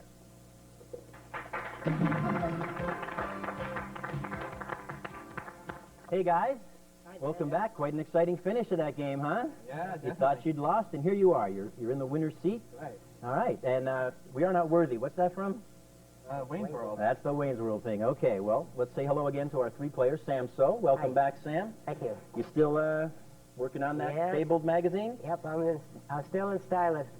All right, and you want to say hello to anyone before we get going? Yeah, I want to say hello to Miss Cook, our principal, and thanks, Miss Wyatt, for these lovely sweaters. Okay. Keep it on, Sam. Thanks. Paul Burney, welcome back to the show. Thanks, Dan. How are you doing? I'm doing just fine, and Stylus is just moving along. You can buy one for $4. I'd also like to urge you out there, I'd like to urge you to have fun now, because you might not be around tomorrow, but don't do drugs, because that's not the right way to have fun. Okay, what a nice sentiment. Tony, welcome back, Tony. Thank you. And you want to say, that's me, I'm Tony. You want to say hello to anyone before we get going? Oh, yeah, I'd like to say thanks to all the Panther and Pantheress supporters. Okay. Good luck to the Jordan team tonight. And now the Wilson team, you're the last team we get to see this year. You guys have had a little bit of a rest. You've gotten to see all 5 teams now play. And what do you think, Mike? You guys got a shot this year? Yeah, I think so. All right, well, good for you. That's the confidence we like to see. We have Mike, John, and Nathan, and we'll start over here with Mike Casanova. Ooh, manly name, Mike. Yeah. All right, you want to say hello to anyone? Yeah, I'd like to say hello to my family and friends. All right, beautiful. John Hoffner, welcome to the show. How you doing? You want to tell us about anything important or just say hello to somebody? I'd just like to say hello to that Rudy squad downstairs. Jeff and Suzanne, they're really pulling for us. All right, great. Hello, Jeff and Suzanne, and we hope we hear you cheering loudly for the Wilson team. Nathan Burnett. Hi, Nathan. Welcome to the show. Go ahead and say hi to anyone. Hi, Mom. Hi, Mom. Nathan would like to say hi. Now, is that like a Carol Burnett thing? You going to tug on your ear for her? No. Okay. Well, good luck to you guys, Wilson team. A round of applause. There's our two teams for tonight's game. Let's check our categories for the first half. Current events, geography, history, literature, and science. As always, here on the Challenge Bowl, we play 4 rounds in 2 halves. In the first half, correct answers are worth 5 points. In the second half, correct answers are worth 10. We have bonus questions, and we have exciting speed rounds to close off every half. And we've seen how important they are now so far in every game of this tournament. We tossed a coin before the game. Wilson won. So, Mike, kick off the game. Here we go. Let's take literature. First question in literature, worth 5 points. What was the name of Hawthorne's first collection of stories? No, he wasn't in it. It was Twice Told Tales. Twice Told Tales. All right, but Mike, you're still in control of the board. Let's take literature again. Second question in literature. Who was the author of the Spoon River Anthology? Mike. Edgar Lee Masters. Edgar Lee Masters is correct. It is 5-0. Wilson in the lead. Mike, go ahead. Let's take literature. Third question in literature. It's a bonus question, which means that the team to answer correctly gets another question just for them. Identify the author who wrote, "The mass of men lead lives of quiet desperation." John. Wordsworth? No, incorrect. Someone on Jordan. Paul. Emerson? No, it was Henry David Thoreau. And Mike is in control of the board. It is 5-0. Let's take literature. Our fourth question in literature. What New York dramatist wrote The Iceman Cometh? Sam. Washington Irving? No, incorrect. Someone on Wilson. Mike. Longfellow? No, it was Eugene O'Neill. Eugene O'Neill was the answer. It is still 5-0. Wilson leads. Mike's in control. Let's take literature. Our fifth question in literature. 5-0 is our score. What type of writing ridicules or criticizes individuals, ideas, institutions, social conventions, or other works? Tony. Satire. Satire is absolutely right. Checking in for the stylist crew. It is 5-5. And Jordan, Tony, choose a category. Current events. Our first question in current events, and Paul seems happy about that choice of category. What is the new name of the Union of Socialist Republics? Paul. The Commonwealth of Independent States. That is correct. 10-5. Jordan in control. Paul. Current events Paul? again. Current events, question 2. What movie did Jack Palance receive an Oscar nomination for? Paul. Oh, he thought he knew and he didn't. Someone on Wilson. Give it a try. Give it a try. Time's up. City Slickers. Yes, he knew it now. I've never seen Okay. battles, no? Paul, you're still in control. Let's go to current events. Okay. Question number 3, worth 5 points. Who recently became the highest paid baseball player? Nathan. Ryne Sandberg. Ryne Sandberg of the Chicago Cubs is correct, and it is 10-10 again. Nathan, go ahead. Let's go to literature. Our last question in literature. What American poet wrote over 1,775 poems, but only reluctantly had 7 published in her lifetime? Nathan. Emily Dickinson. Emily Dickinson is correct. 15-10, Wilson. Nathan, you're in control. Let's go to history. Our first question in history. What minority group was a victim of genocide in Turkey during World War I? Sam. His? Incorrect. Someone on Wilson? Nathan. Turks. No, not Turks. It was Armenians was the answer we were looking for there. And Nathan, you're in control. History again. Second question in history. Russia was a partner in the Triple Entente with what 2 countries? Nathan. Britain and France. Britain and France is correct. It is 20-10, Wilson. Nathan is on the board. We'll have to wait and see how far he goes. It is Wilson 20, Jordan 10. Don't go away.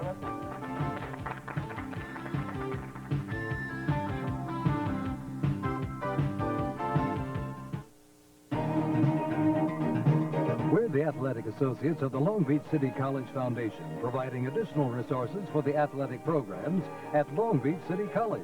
And thanks to your support, we've built a solid foundation for the future. However, we still need your help. So call the college today. Ask for the Athletic Associates. Together we can continue the outstanding tradition of Long Beach City College athletics into the 90s and beyond.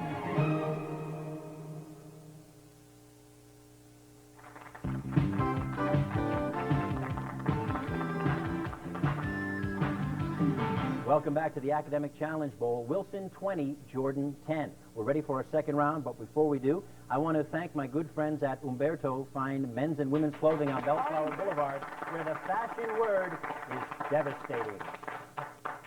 All right, before we left, Nathan on the Wilson team was in control of the board. Go ahead, Nathan. History. Third question in that category. Remember, they're all worth 5 points here in the first half. Who was the French socialist president who nationalized several industries and raised taxes on the rich? Paul. De Gaulle? No, incorrect. Someone on Wilson. Francois Mitterrand. Mitterrand was the answer, and Nathan, you are in control. Let's go to history again. All right. Oh, it's a bonus question. Name the 1964 resolution that gave the president the power to send U.S. forces to Vietnam. Tony. Tonkin Resolution. That's right. Both the Tonkin resolutions. This bonus question is just for the Jordan team. It is 20 to 15. What was the idea called that said the fall of South Vietnam would lead to communist victories in other Asian countries? Sam. The domino effect? Yes, the domino effect or the domino theory. They actually said it would happen in 30 minutes or less or it would be free. Okay, it is 20 to 20. Sam, you're in control. Choose the category. Let me have science, please. Okay, silence or science? Which? Science. Science. Question 1. What type of scientist specializes in the study of fossils? Paul. Paleontologist. Paleontologist is correct, and Jordan is now in the lead, 25 to 20. Paul, choose the category. Current events? Current events number 4. What disease has seen outbreaks in New York, Michigan, and Florida state prisons? Nathan. Cholera? No, incorrect. Someone on Jordan. Paul. Hepatitis A? No. The answer, the disease this week is tuberculosis. But Paul's still in control. Jordan leads 25 to 20. Current events? Current events number 5. What artist has offered to paint a whale mural in Long Beach? Paul. Whaling. Okay, and it is 30 to 20. Paul, you're in control. Geography. Okay, geography. First question in that category. 45. What is South America's smallest country? Nathan. Grenada. Incorrect. Someone on Jordan. Sam. Guyana. Can you be more specific? French Guyana. You got it. Okay, it is 35 to 20, and Sam's in control of the board. Geography, please. Second question in geography. What river connects the Atlantic Ocean to the Great Lakes? John. That's correct. 35-25. John, you're in control. Let's take history, please. Our fifth question in history. What is the name of the statue erected by student demonstrators in Tiananmen Square? Tony. Statue of Liberty? No, incorrect. Someone on Wilson. Nathan. Goddess of Democracy. Goddess of Democracy is correct. 35 to 30. Nathan, go ahead. Let's go to history again.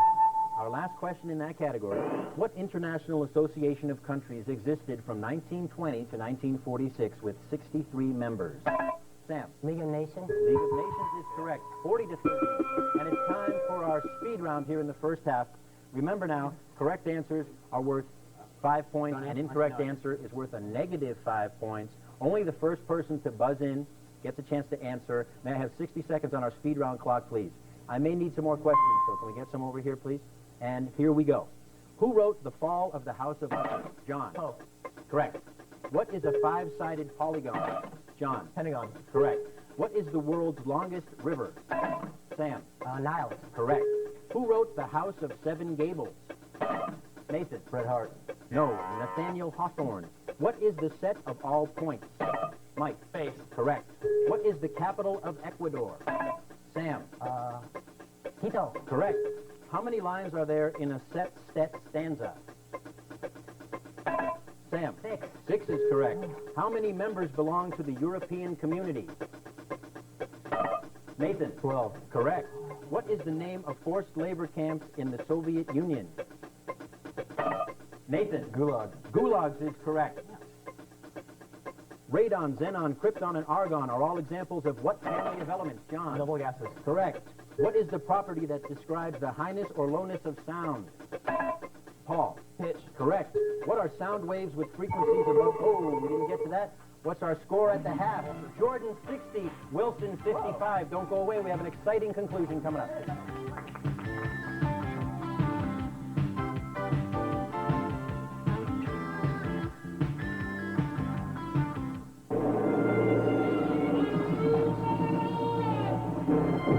If you're the kind of person who'd rather tune an engine than eat, who reads a tachometer like a love story, or whom the roar of fully blown horsepower is a lullaby, yeah, we got a machine for you. And in the hands of the right mechanic, it'll blow the doors off anything. Aim high, Air Force. And now, back to your host of the Challenge Bowl, here's Dan Reddington. Welcome back to the Academic Challenge Bowl. It looks like we're in for another exciting finish. Jordan 60, Wilson 55. One thing we do know, tonight's game cannot end in a tie because with the differential of 5 points and each correct answer now being worth 10. But ooh, what an exciting finish we're going to have. We do have some new players. We'll start over here with Wilson. We still have Mike. We still have Nathan. They both had a very good first half. And we'll say hello to Paul Yu. Hi, Paul. Hi. Welcome to the show. Thank Want to you. say hello to anybody? Yeah, I want to say hello to the fan downstairs and to Doc. Okay, Doc? Yeah. All right. Good. I'm a doctor.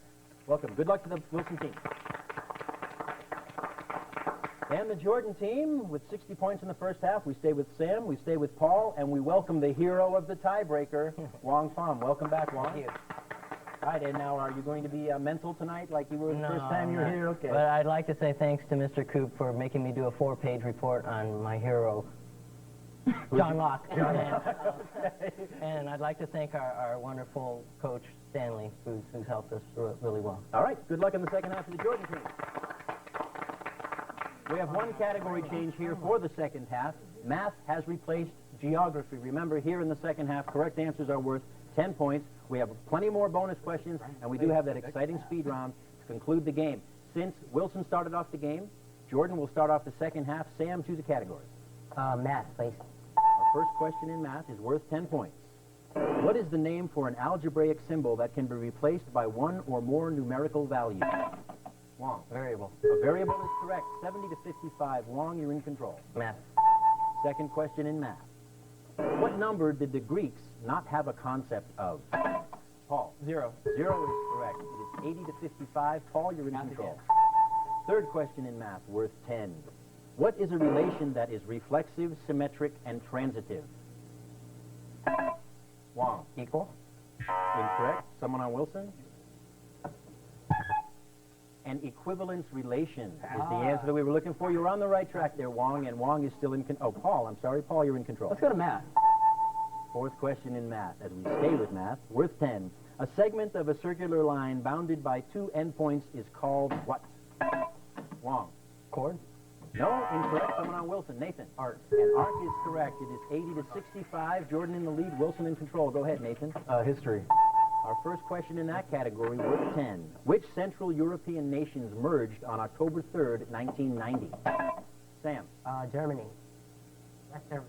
2 nations. East Germany and West East Germany and West Germany, okay. 90 to 65. And Sam, you're in control. Current events, please. Current events, question 1. What is the infamous Michelangelo recently in the news? Paul. A computer virus. Computer virus is correct. It is 100 to 65. Jordan pulling out in front, and Paul, you're in control. Let's go back to math. Why don't we? Fifth question in math. How many degrees are there in a straight angle? Paul. 180. 180 is correct. 100 to 75. Paul, go ahead. History. Our second question in history.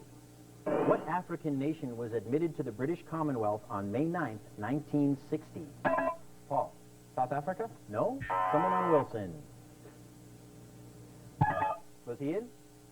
Paul. Ethiopia. No, the answer is Nigeria. Nigeria. But Paul, I believe you're still in control. Our third question in history. Who was the nationalist Chinese leader defeated by the communists in 1949 who fled to Taiwan? I think somebody knows. Hold it. Hold it. Okay, Mike, you're in. Sun Yat-sen. I'm sorry? No, incorrect. Someone on the Jordan team. Wong. Mao Zedong. No. Chiang Kai-shek is the answer you're looking for. Chiang Kai-shek, but Paul on the Wilson team is in control. History. Fourth question in history, bonus question. Remember now, this could be a 20-point swing in the score. Who won the Franco-Prussian War? Nathan. France. Incorrect. Jordan. Paul. Prussia? Prussia is correct. 50-50 chance there. This bonus question now is just for the Jordan team. What border province did France have to surrender to Germany after the Franco-Prussian War? Wrong. Paris. No. The answer is Alsace-Lorraine, but I do like the fact that you're willing to take a guess there, Wong. Control of the board is with Paul. Math. Our last question in math. What principle states that 2 lines determine a point and 2 points determine a line? Paul. The line theory? No. Someone on Wilson. Paul. The point theory? No. It's called the principle of duality. And that's the end of our third round. Our score is Jordan 110, Wilson 75. Please stay tuned.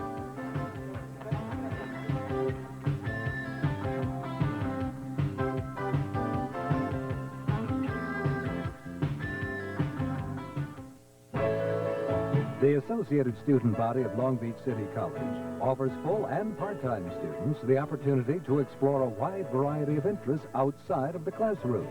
From student government and social service club involvement to intercollegiate athletics and the creative arts, the ASB offers every student the opportunity to enjoy a well-rounded college experience. Students serving students, the college, and the community.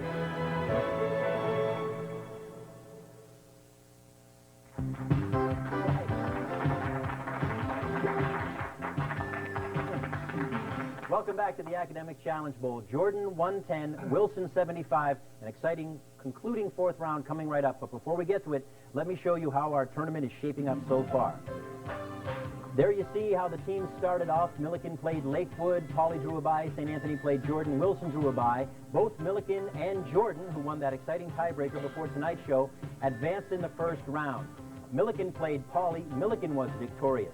That sets up next week's game, which will be Millikin versus the winner of tonight's game. Millikin versus the winner of tonight's game, and that will be the Winners Round Championship game. The winner of that game will have an automatic berth in the Challenge Bowl final. So please stay tuned for that game, or tune in if you're not already stay tuned, because that'll be kind of hard to stay tuned for one whole week to the same channel. I understand that. But you will see these games at 8 p.m. every night in Long Beach on Channel 32 and in Lakewood on Channel 44. Stay with us all year. All right, when we left, Paul on the Jordan team was in control, so choose a category, Paul. Dan, may I please have science? You surely may. Our first question in that category, it's worth 10 points. Our sun circles the center of the galaxy about every how many years? Paul. 300 million. Incorrect. Someone on Wilson. Mike. 150 million. No, somewhere right in between. 200 million is what it is, and Paul Burney is still in control. Let's go back to science. Our second question in science. What is the term for the amount of force applied to a unit of area? Wong. Pressure. Pressure is correct. And Wong knows all about pressure, the tiebreaker hero, ladies and gentlemen. 120 to 75. Wong, choose a category. Literature. First question in literature, worth 10 points. Who wrote My Bondage, My Freedom? Wong. Frederick Douglass. Frederick Douglass is correct. 130 to 75. Go ahead, Wong. Literature. Question 2. Who was the first American to win the Nobel Prize for Literature? Nathan. Sinclair Lewis. Absolutely right. 130-85. Go ahead, Nathan. You're in control. History. Our fifth question in history. Name the string of heavily defended forts built by France along its border with Germany in the 1930s. Paul. Alfalfa. Incorrect. Someone on Wilson. Time is up. It's the Maginot Line. And who's in control? I'm sorry? Nathan, you're still in control. Let's go for history one more. Last question in history, worth 10. What is the policy of all nations having equal trading in China? Paul. Open door. Open door policy, 130 to 95. Paul, you're in control. Science, please. Our third question in science, bonus question, listen carefully. What is the speed and direction of a moving object called? Paul. A vector. Incorrect. Someone on Wilson. Paul. Velocity. Velocity is correct. And this bonus question now just for the Wilson team. What is a change in the velocity of a moving object called? Paul. Acceleration. Acceleration is correct. And look at that, 130 to 115. Jordan in the lead, Paul on Wilson in control. Science, please. Fourth question in science, worth 10. What is the resistance of objects to any change in their motion? Paul. Inertia. Inertia is correct. 140 to 115. Paul Burney. Science. Science. fifth question. What are solutions called that conduct an electric current? Mike. Induction. Incorrect. Someone on Jordan. Paul. Electrolyzers. Ooh, you're so close, but they're called electrolytes. But you kind of knew and you didn't know. But Paul, you're still in control. Which one? You, Paul Bernie. Okay. You, Paul Bernie. Current events. Second question. In current events, what Arctic race is 1,159 miles long? Nathan. Iditarod. The Iditarod is correct. 140, 125. Nathan, go ahead. Literature. Third question in literature. Who was the author of The Luck of the Roaring Camp? Nathan. Bret Hart. Bret Hart is correct. 140, 135. Nathan. Literature. Fourth question. What was Stephen Crane's first novel? Wong. The Open Boat. No. Someone on Wilson. Mike. Maggie, Girl of the Street. Maggie, a Girl of the Streets. And now Wilson leads 145, 140. Mike, you're in control. Let's take literature. Fifth question, it's a bonus. Listen carefully. What famous utopia was established in 1841 by George Ripley? Mike. Brook Farm. Brook Farm is correct. And 155, 140, Wilson leads, and this bonus question is just for them. What Nathaniel Hawthorne classic was inspired by Brook Farm? Is he in? Mike. Nature. Nope. The Blithedale Romance is the answer. And Mike. Nope. We don't have time for anyone to be in control. All right, here we go. Another exciting finish. Wilson 155, Jordan 140. Speed round. 60 seconds of rapid-fire questions. Only the first person to buzz in gets a chance to guess. A correct answer is worth 10 points. An incorrect answer, a negative 10 points. May I have those 60 seconds, please? Thank you. Good luck to both teams. Here we go. Who was the inventor of pasteurization? Nathan. Louis Pasteur. Correct. Who was the author of The Crucible? Nathan. Arthur Miller. Correct. The island of Corsica belongs to which country? Nathan. France. Correct. What American Indian leader said, I will fight no more forever? Wong. Chief Joseph. Correct. The prime meridian passes through which English city? Sam. Correct. What was South Africa's policy of racial segregation called? Sam. Apartheid. Correct. Lake Nasser lies on what river? Mike. Nile. Correct. Who wrote The Red Badge of Courage? Sam. Stephen Crane. Correct. What is a very small particle of matter with a positive electric charge? Sam. Photon. Correct. How many Pulitzer Prizes did Robert Frost receive? Sam. 4. Correct. What is the French national anthem? Time's up. The Marseillaise. The Decembrist revolt took place in what country? Time's up. Russia. What is London's major river? Mike. No, the Thames. The French Code of Law drawn up in 1800 was called what? Paul. Napoleonic Code. Correct. What is the World Peacekeeping Organization? No, time is up. What's our final score? Jordan 2, Wilson 185. Oh, my goodness, what an exciting game. You guys took the lead there, and then they grabbed it right back. But Mike, Paul, and Nathan, it's a double elimination tournament. We will see you again. You feel all right? You guys played a good game. You should be very proud. Big round of applause for you guys. All right, the Jordan team, what's your chance? We're not worthy!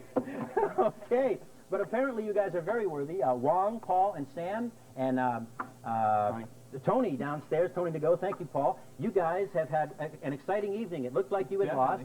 You actually were tied. You came back and won that tiebreaker, and now here you are. You're moving on. You already now have a berth in the championship game of the winners round. So congratulations to you guys. We have a T-shirt to give away. Hutum. Nathan, congratulations. Nathan on the Wilson team. There you go, Nathan. Congratulations. Wear that proudly. Nathan answered the most questions correctly. Next week's game ought to be very exciting. It will feature the Jordan team you've just seen tonight versus a very good Milliken team. 8 p.m. in Long Beach on Channel 32 and in Lakewood on Channel 44. Please join us. Good night.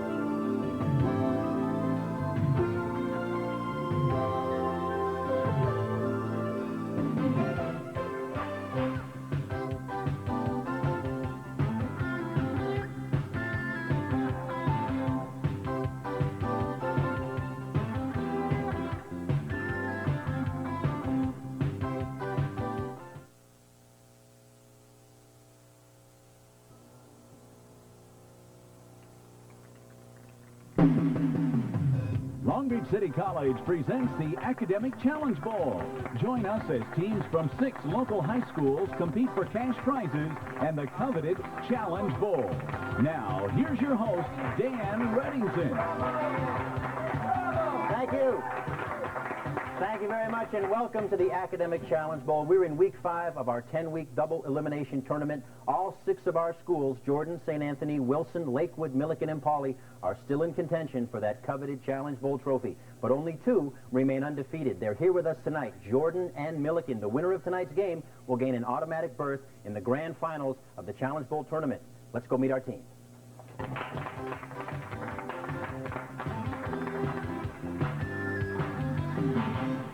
Millikin team, if you guys win tonight, you're in the finals. If not, it's a double elimination tournament. We'll see you again. We have a familiar face, Darren, and we have 2 new faces on the team. Welcome to the show. We'll start here with Darren Gates. Hi, Darren. Hi. I'd just like to express our team's appreciation to Bob Parrish, who's home now. And I'd also like to thank all the people on the Millikin Academic Challenge Bowl team who have sacrificed their time to our cause. All right. Nice sentiment. Louis Wharton. Welcome to the show, Louis. Thank you. Say hello. We've never seen you before. I'd like to say hello to my dad, who's waiting downstairs, and also my sister, who tested me all the time at home. Oh, okay. You're going to get in trouble if you don't do well. I think you're going to do fine. All right. Thanks, Dad. Viola Ninchak. Welcome, Viola. We haven't seen you either. Say hello. I'd like to say hi to my mom and my friend Carrie, Heather, Christy, and Laura. All right. Good luck to the Millikin team. Give yourselves a round of applause. And our Jordan team, welcome, guys. You guys have had quite a week. Last week, 2 victories in 1 night. Here you are tonight. If you win, you're in the Challenge Bowl final. Tony, Paul, and Sam, welcome back. Tony to go. Hi. Hi. Want to say hello to anyone before we get going? Yeah, I'd like to say hi and thanks to all Jordanian supporters. All right. Jordanian supporters. So is this caught by satellite in the Middle East? Is that? It's the CNN of game shows, ladies and gentlemen. All right, welcome to the show, Tony. Paul Burney, welcome back. Thank you, Dan. I'd like to say thanks to all the little people. I'd like to say thanks to Tammy and Joyce and Kelly and Yeti and Yadira. And I'd also like to say thanks to the people that live at Midget Land and the Smurfs, especially Brainy, because he's helped us out a lot. So thank you. All right, great. That's wonderful. And if I understood what you meant, I'd play along. Welcome back to the show, Paul. Sam So, welcome back. Thank you. I'd like to say hi to the folks downstairs, and thanks for coming. All right. Jordan team, give yourselves a round of applause. Here we go. The winner of tonight's game is in the grand finals. Let's check our categories for tonight's first half. Current events, geography, history, literature, and math. As always here on the Challenge Bowl, we play 4 rounds in 2 halves. In the first half, correct answers are worth 5 points. In the second half, correct answers are worth 10. We have bonus questions, and we have exciting speed round to close off each half, and that speed round has been very important to the outcome of every game so far this year. We tossed a coin before the game. Jordan won, so Tony Nago will kick us off here in our finals of the winners round. Go ahead, Tony. This is math. First question in math, worth 5 points. What is a triangle with equal sides? Tony. Equilateral. No. Someone on Millikin. Louis. Isosceles? Isosceles is the answer we have here. 5-0 Millikin, and Louis, you're in control. I'd like current events, please. Current events, first question. What film's sets were recently donated to be used for low-income housing projects? Darren. Batman. Batman set? Batman? No. Yes, okay. And it is 10-0. Darren, you're in control. Current events, please. Second question in current events. What high school basketball team, led by Charles O'Bannon, recently won the Division II championship? Sam. Artesia. Artesia High School is correct. 10-5. And Sam, you're in control. Geography, please. Our first question in that category worth 5. What African nation was once British Rhodesia? Darren. Zimbabwe. Zimbabwe is correct. 15-5, and Darren, you're in control. Current events, please. Third question in that category. What basketball team won the Big West basketball tournament recently held at the Long Beach Arena? Time's up. It's New Mexico State. And Darren, you're still in control. Millikin leads 15-5. Current events, please. Our fourth question in current events. What company has recently decided not to continue its contract to operate the Queen Mary in Long Beach? Sam. Disney. Disney is correct. 15-10. A whole lot of people knew that one. Sam, you're in control. Literature, please. Our first question in that category is worth 5 points. The play Desire Under the Elms was written by whom? Paul. Eugene O'Neill? That's absolutely right. And it's 15-15 tie score. Paul, you're in control. Literature. Literature, our second question in that category. What is the name of Gertrude Stein's autobiography? Paul. Tea with Gertrude. No, incorrect. Someone on Milliken. It's the autobiography of Alice B. Toklas is the answer. Sometimes known as Tea with Gertrude, actually. Paul, you're in control of the board. Choose a category. Let's go to math. All right, our second question in math. What formula is most commonly used to find the area enclosed by any triangle? Darren. Your formula? 1/2 power based on height? No, sorry. He had it. Well, yes, he said 1/2 area equals 1/2 base times height. He was correct. It is now 20-15, and Darren, you're in control. Geography, please. Second question in geography. What is the world's northernmost capital city? Sam. Moscow? Incorrect. Darren. Reykjavik, Iceland. Reykjavik, Iceland is correct. 25-15, Milliken in the lead, and Darren, you're in control. Geography, please. Third question in geography worth 5 points. What is the equator or any other imaginary line that divides the Earth into 2 equal parts? Tony. Hemispheres. Incorrect. Someone on Milliken. Darren. A line of latitude? No, the answer we're looking for is Great Circle. Oh. Great Circle. And Darren, I believe you're still in control. Geography. Fourth question in geography. Mount Ararat, where Noah's Ark supposedly landed, is in which country? Darren. Hungary? Incorrect. Someone on Jordan. Sam. Turkey? Turkey is correct. 25-20. And Milliken leads. A timely bell. That's the end of our first round. Milliken 25, Jordan 20. Stay tuned.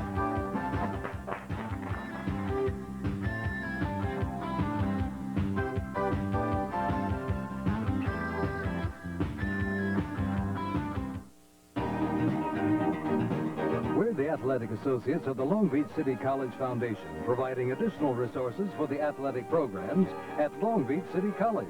And thanks to your support, we've built a solid foundation for the future. However, we still need your help.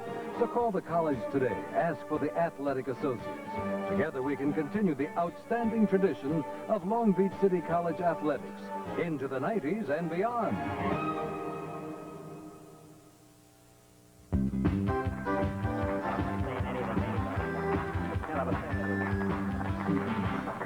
Thanks for staying tuned there. Thank you for staying tuned to the Academic Challenge Bowl. Milliken 25, Jordan 20. Look at this tie. Look at this tie. These flower, colorful ties are coming back in style. Who would have thought, if you've thrown yours away from the late 60s, early 70s, go down and see Umberto on Bellflower Boulevard. Umberto, fine men and women's clothing, outfit to game show hosts. Hey, listen. We're in our 5th season here on the Academic Challenge Bowl, and we have a Challenge Bowl hotline, and we'd like to hear from you. What do you think about the show? You have any suggestions, any questions, or just you want to say hi? 420-4503. Give us a call on the Challenge Bowl hotline. We'd like to hear from you. All right, when we left, Sam on the Jordan team was in control. Sam, choose a category. History, please. First question in history, worth 5 points. Who was the Filipino leader who fled to the U.S. after Corazon Aquino came to power? Louis. Ferdinand Marcos. Ferdinand Marcos is correct. Next current events, please. All right. 5th question in current events. What famed car painting king recently died at age 85? Darren. Earl Scheib. Earl Scheib is correct. And what's our score? 35-20. Milliken in the lead. Darren, you're in control. Current events, please. Current events, number 6. What dance craze is making a comeback? Louis. Disco? No. Sam. Hip-hop? Nope. The mambo is the answer we were looking for. And what happens to the lambada? Who knows? Louis, you're in control. Geography, please. 5th question in geography. What mountain constitutes the highest point in the United Kingdom? Darren. Oh, great. Mount Elizabeth. No, incorrect. Someone on Jordan. Paul. Mount George II. I'd mount a horse if there was one around, but you know, Ben Nevis is the answer. Yes, okay, and Louis, still in control, I believe. I'll take geography. Our last question in that category, worth 5. What type of climatic region has the greatest net primary productivity? Paul. Polar region. Incorrect. Someone on Milliken. Louis. Tropical rainforest. Tropical rainforest is correct. 40 to 20. Louis on a roll, and he's in control. Go ahead, Louis. History, please. Second question, history. Bonus question. The team which guesses this correctly gets a question just for them. What French defeat caused them to withdraw from Indochina? Darren. Dien Bien Phu. That's right. And this bonus question now is just for the Milliken team. Name the communist-led nationalist movement that fought the French in Vietnam. Darren. Viet Minh. Viet Minh is correct. And with that bonus and the two questions, they now have a 50 to 20 lead, and Darren's in control of the board. History, please. Third question in history. The NKVD were the secret police in whose regime? Darren. Stalin. Stalin is correct. Looks like you were guessing, and you guessed correctly. 55-20. Darren, you're in control. History, please. Fourth question in history. What cult leader oversaw the mass suicide of over 900 followers in Guyana in 1978? Louis. The Reverend Jim Jones. The Reverend Jim Jones is correct. 60 to 20. And Louis, you're in control. I'll take history, please. Question 5 in history. Name the recovery program through which the U.S. provided aid to Western Europe after World War II. Darren. The Marshall Plan. The Marshall Plan is correct. 65 to 20. And it is time for our speed round. Milliken 65, Jordan 20. In the speed round, we have 60 seconds of rapid-fire questions. Only the first person to answer gets a chance to guess. If he's correct, correct answer is worth 5 points. An incorrect answer is worth a negative 5 points. May I have 60 seconds on our speed round clock, please? Thank you very much. Here we go. Who wrote The Sun Also Rises? Darren. Ernest Hemingway. Correct. What is the term for a mixture of two or more metals? Darren. An alloy. Correct. What was the German term for emperor? Darren. A Kaiser. Correct. What is the capital of Iraq? Darren. Baghdad. Correct. Who was the author of The Winter of Our Discontent? Tony. No, John Steinbeck. What type of electric current constantly changes its direction of flow? Darren. An alternator. Correct. In what country is the Murray River found? Darren. Australia. Correct. What German Zeppelin burst into flames at Lakehurst, New Jersey? Darren. The Hindenburg. Correct. What American weekly magazine was started by Henry Luce in 1936? Time's up. Life. What is the capital of Canada? Darren. Ottawa. Correct. Quicksilver is another name for what element? Paul. Mercury. Mercury is correct. Who wrote The Conduct of Life? Darren. Time's up. Ralph Waldo Emerson. What is the largest island in the world? Darren. Greenland. Correct. In what year did John Steinbeck win the Nobel Prize for Literature? Darren. 39. No, 1963. Don't go away. We have an exciting second half coming up. It's Milliken 100, Jordan 20. Don't go away.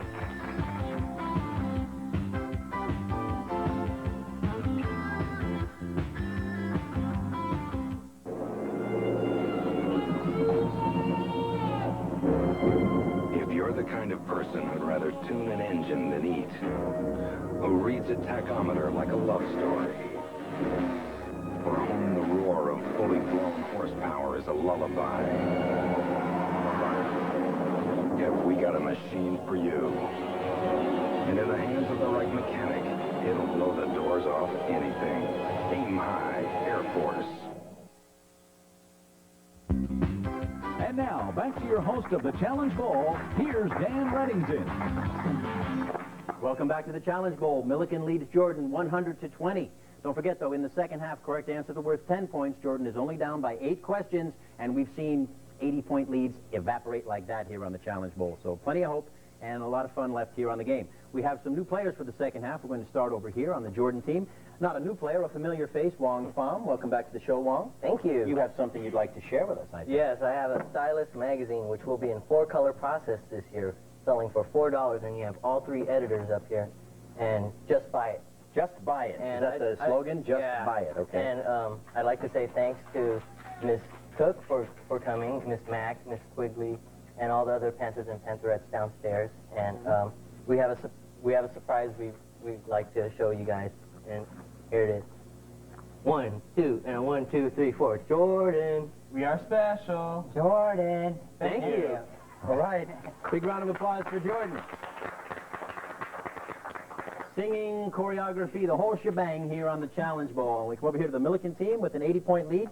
We'll stick with Darren Gates, and we have 2 new players. We haven't seen them all year long. We'll welcome to the show Mark Giassi. Welcome, Mark. I'd like to say hi to all the Milliken faculty and the students, and I'd like to say thanks for supporting us. All right, good luck in the second half. Tracy Evelyn, welcome to the show, Tracy. Thank you. You want to say hello to anybody? Oh, just my family and my friends for supporting me. All right, good luck to the Milliken team in the second half. Remember now, the winner of tonight's game will go on to a berth in the grand finals of the Challenge Bowl tournament. We had one category change here in the second half. History has been replaced by science. Remember, here in the second half, correct answers are worth 10. We have plenty more bonus questions and that exciting rapid-fire speed round to finish off the game. Since we started the game with the Jordan team, Darren on the Milliken team will kick us off for the second half. Go ahead, Darren. Let's try current events. First question in current events worth 10 points. Who is the chairman of the California Republican State Party? Time's up. The answer is Jim Dignan. Jim Dignan. And Darren, you're in control of the board. Current events, please. Number 2. What famous Disney book was recently banned in Jacksonville, Florida for containing too much violence? Darren. Snow White. Snow White is correct. It is 110 to 20. And Jordan, if you're going to get back in it, you'll have to start trying to beat Darren in on the buzzer there. Darren, choose a category. Current events, please. Third question in that category. What American auto dealership recently opened in St. Petersburg, Russia? Paul. General Motors. Incorrect. Someone on Milliken. Darren. Chrysler? No, it was Ford. Ford recently opened there. They break down all over the world. Darren, you're in control. Current events, please. Fourth question in current events. What new scandal recently surfaced involving Congress? Darren. The check hiding scandal. Absolutely right. It is now 120 to 20, and Darren, you're in control. Current events, please. Fifth question, current events, worth 10 points. What physical condition has the Biosphere crew been experiencing during its first 6 months of the experiment? Paul. Excessive laziness. Incorrect. Someone on Milliken? Darren. Lack of bone marrow. Incorrect. But both excellent guesses, by the way. Weight loss is the answer we're looking for in the Nutrisystem Biosphere. Darren, you're in control. Current events. Category. Current events, our last question in that category. What term did President Bush recently use to label the current Congress? Darren. Lazy. Incorrect. Someone on Jordan. Wong. Special? No. It was the do-nothing Congress. Not gonna do it. Not gonna do it. Darren in control. Geography. Not gonna do it. Geography. Worth 10. What body of water is connected to the Mediterranean by the Suez Canal? Sam. The Red Sea. The Red Sea is correct. 120 to 30, and the comeback begins. We'll see, Geography. Sam. Geography, question 2. What is the capital of Syria? Darren. Oh, Syria's, Time's up. Someone on Jordan. Paul. Damascus. Damascus is correct. 120 to 40. Here they come. Paul, you're in control. Math, did you say? Yes, please. First question, worth 10. What is a triangle with one right angle? Darren. a right triangle or 90-degree angle. Right triangle is correct. 130 to 40, and Darren's in control. Geography. Third question in that category. Bonus question. This could be a 20-point swing in the score. What Appalachian mountain range forms the border between North Carolina and Tennessee? Darren. The Great Smoky Mountains. That's absolutely right. And this bonus question out just for the Milliken team. What were the Rocky Mountains previously known as? Darren. Stony Mountain. The Stony Mountains is correct. And what's our score? It is 150 to 40. And Milliken's built up a sizable lead. Darren, you're in control. Geography, please. Fourth question in geography. The border separating North and South Korea is near what latitude line? Paul. The 45th? Incorrect. Someone on Milliken? Darren? The 37th? No, the 38th north latitude is what we're looking for. And in control of the board is Darren. No, he's not. We'll have to wait till we get back for our fourth round. 150 to 40. Milliken leads. Don't go away.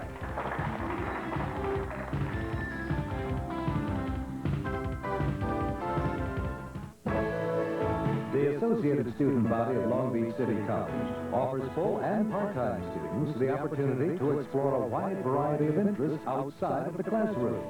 From student government and social service club involvement to intercollegiate athletics and the creative arts. The ASB offers every student the opportunity to enjoy a well-rounded college experience. Students serving students, the college, and the community.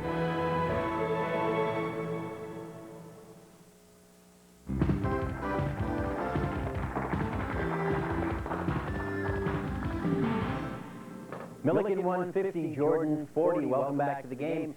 Exciting fourth round coming up. Remember, the winner of tonight's game advances to the grand finals of the Challenge Bowl. We're in week 5. Let's take a look at how the tournament has shaped up to get us to this point. There, of course, you see the first round pairings, Millikin versus Lakewood. Millikin was victorious. Pauly had a bye. St. Anthony played Jordan. Jordan was victorious. And Wilson drew a bye. In our second round, Millikin played Jordan, and I guess Millikin played Pauly, and Millikin won. Jordan played Wilson, and Jordan won. How could I forget? That has set us up to here. Now, what is next week's game? Well, next week's game will be the opening round game of the elimination round final. Remember, it's a double elimination tournament, so all the teams now will go back in the competition, and you play until you lose one more game. So stay tuned for all these games. 8 p.m. in Long Beach on Channel 32, and in Lakewood on Channel 44. Darren's in control of the board. Darren, go ahead. Let's go literature. Our first question in that category, worth 10. Who wrote the Song of Hiawatha? Darren. Cooper. No, incorrect. Someone on Jordan. Huang. Chief Joseph? No. But that was an answer you gave last week, I believe. Henry Wadsworth Longfellow was the answer. Darren is still in control. Literature. Second question in literature. What American novelist used an animal to represent a boy's fear in the short story The Bear? Sam. Faulkner. William Faulkner is correct. 150 to 50. Sam, go ahead. Math, please. Second question in that category. Fourth degree equations are also known as what? Sam. Quadrinomial? No, incorrect. Someone on Millikin? Tracy. Quadrilaterals? No, the answer we're looking for is quartix. Quartix. You're down a quartic. Sam, you're in control. Literature, please. Third question, literature. Bonus question. 20-point swing in the score, possibly. Who is Willie Loman's son in Death of a Salesman? Darren. Biff. Biff is correct. This bonus question is just for the Millikin team. How does Willie Loman commit suicide? Darren. A fatal car crash. Fatal car crash. Fatal car crash. 170 to 50. Darren's in control. Millikin in the lead. Literature. Fourth question in literature. What is the name of the literary age begun by black writers in the 1920s? Sam. Harlem Renaissance. Harlem Renaissance is correct. Sam's in control. Geography, please. Fifth question in geography. What is the term for a long, narrow opening on the ocean floor formed by movements of the Earth's plates? Sam. Trench. Trench is correct. 170 to 70. Go ahead, Sam. Science, please. Science, our first question in that category. The transfer of heat by movement of a heated gas or liquid is called what? Darren. Convection. Correct. Convection is correct. 180 to 70. Darren's in control. Geography. Sixth question in geography. What is the new name of Cambodia? Sam. Kampuchea. Kampuchea is correct. 180 to 80. Go ahead, Sam. Literature. Fifth question in literature. Who was the author of The Story of an Hour? Darren. Willa Cather. No, incorrect. Someone on Jordan? Paul. James A. Michener. No. Kate Chopin or Chopin, or however it's pronounced. Sam, you're in control. Literature, please. Literature, our last question in that category. Who wrote, I went to live in the woods because I wished to live deliberately? Sam. Thoreau. Henry David Thoreau is correct. 180 to 90. Go ahead, Sam. I'm sorry? Math. Third question. What is the name for an expression that compares two quantities by dividing one by the other? Wong. Ratio? Ratio is correct. Go ahead, Wong. Choose the category. Math. Fourth question. What are the two parts of a geometric statement? Wong. The variable and the answer. No, incorrect. Someone on Millikin. Darren. The hypothesis and the conclusion. That's correct. 190 to 100. Darren, you're in control. No. Math. Math. Fifth question. What is a line that intersects two or more lines? Darren. Oh, the transversal. Transversal is correct. 200 to 100. Darren, go ahead. Math. Last question in math. What Greek mathematician noted the difference between axioms and postulates? Sam. Euclid. No, incorrect. Someone on Millikin. Mark. Aristotle. Aristotle is correct. 210 to 100. We only have science left. So, we don't even have to ask it. It's time for our concluding speed round. Now, remember, here in the speed round, correct answers are worth 10. Incorrect answers are worth negative 10. Only the first person to buzz in gets a chance to answer the question. May I have 60 seconds on our speed round clock, please? It is Millikin 210, Jordan 100. Good luck. Here we go. What state is the leading grower of Christmas trees? Darren. Oregon. Correct. What mineral is formed last from magna? Wong. Stalactite. No, quartz is the answer. What is the highest waterfall in North America? Paul. Niagara Falls. Yosemite Falls. Who was the author of The Fall of the House of Usher? Paul. Poe. Correct. What is Japan's second largest city? Darren. Yokohama. Correct. What is the best solvent found in nature? Darren. Water. Correct. What San Francisco island's name means pelican in Spanish? Sam. Alcatraz. Correct. What river forms most of the western boundary of Arizona? Sam. Colorado. Correct. What is the boiling point of water in Celsius? Sam. 100. Correct. Who wrote An Occurrence at Owl Creek Bridge? Paul. Hart. No, Ambrose Bierce. What element comprises about 20% of air? Paul. Oxygen. Correct. What is the capital of New Zealand? Darren. Wellington. Correct. PB is the symbol for which chemical element? Wong. Lead is correct. The Web and the Rock was a 1939 novel by what American author? Oh, time is up. The answer was Thomas Wolfe. What's our final score? Milliken 250, Jordan 130. All right, you guys. That's okay. You guys have had an exciting couple of weeks. You had 2 victories last week. You played a good game tonight. You're not out of the tournament. Remember, it's a double elimination tournament, so we'll see you again, and who knows, maybe we'll see you in the finals. Give yourselves a big round of applause. You played very well. And now we come over here. Darren, Mark, Tracy, the people downstairs. You guys, you're in the finals. How does it feel? Feels good. You psyched? They seem psyched. They seem really excited about it. Well, you guys deserve a big round of applause for your efforts. We're giving away an Academic Challenge Bowl t-shirt every week here on the Challenge Bowl to whomever answers the most questions correctly on any given game. And tonight it was... Oh, I demand a recount. Who? Darren. Okay, there you go, Darren. We got a different color for you this week. All right, congratulations to him. Hey, that's all the time we have for tonight. We want to remind you that you can see all these Academic Challenge Bowl games 8 p.m. every night in Long Beach on Channel 32 and in Lakewood on Channel 44. Be here next week as we start off the elimination round. Good night.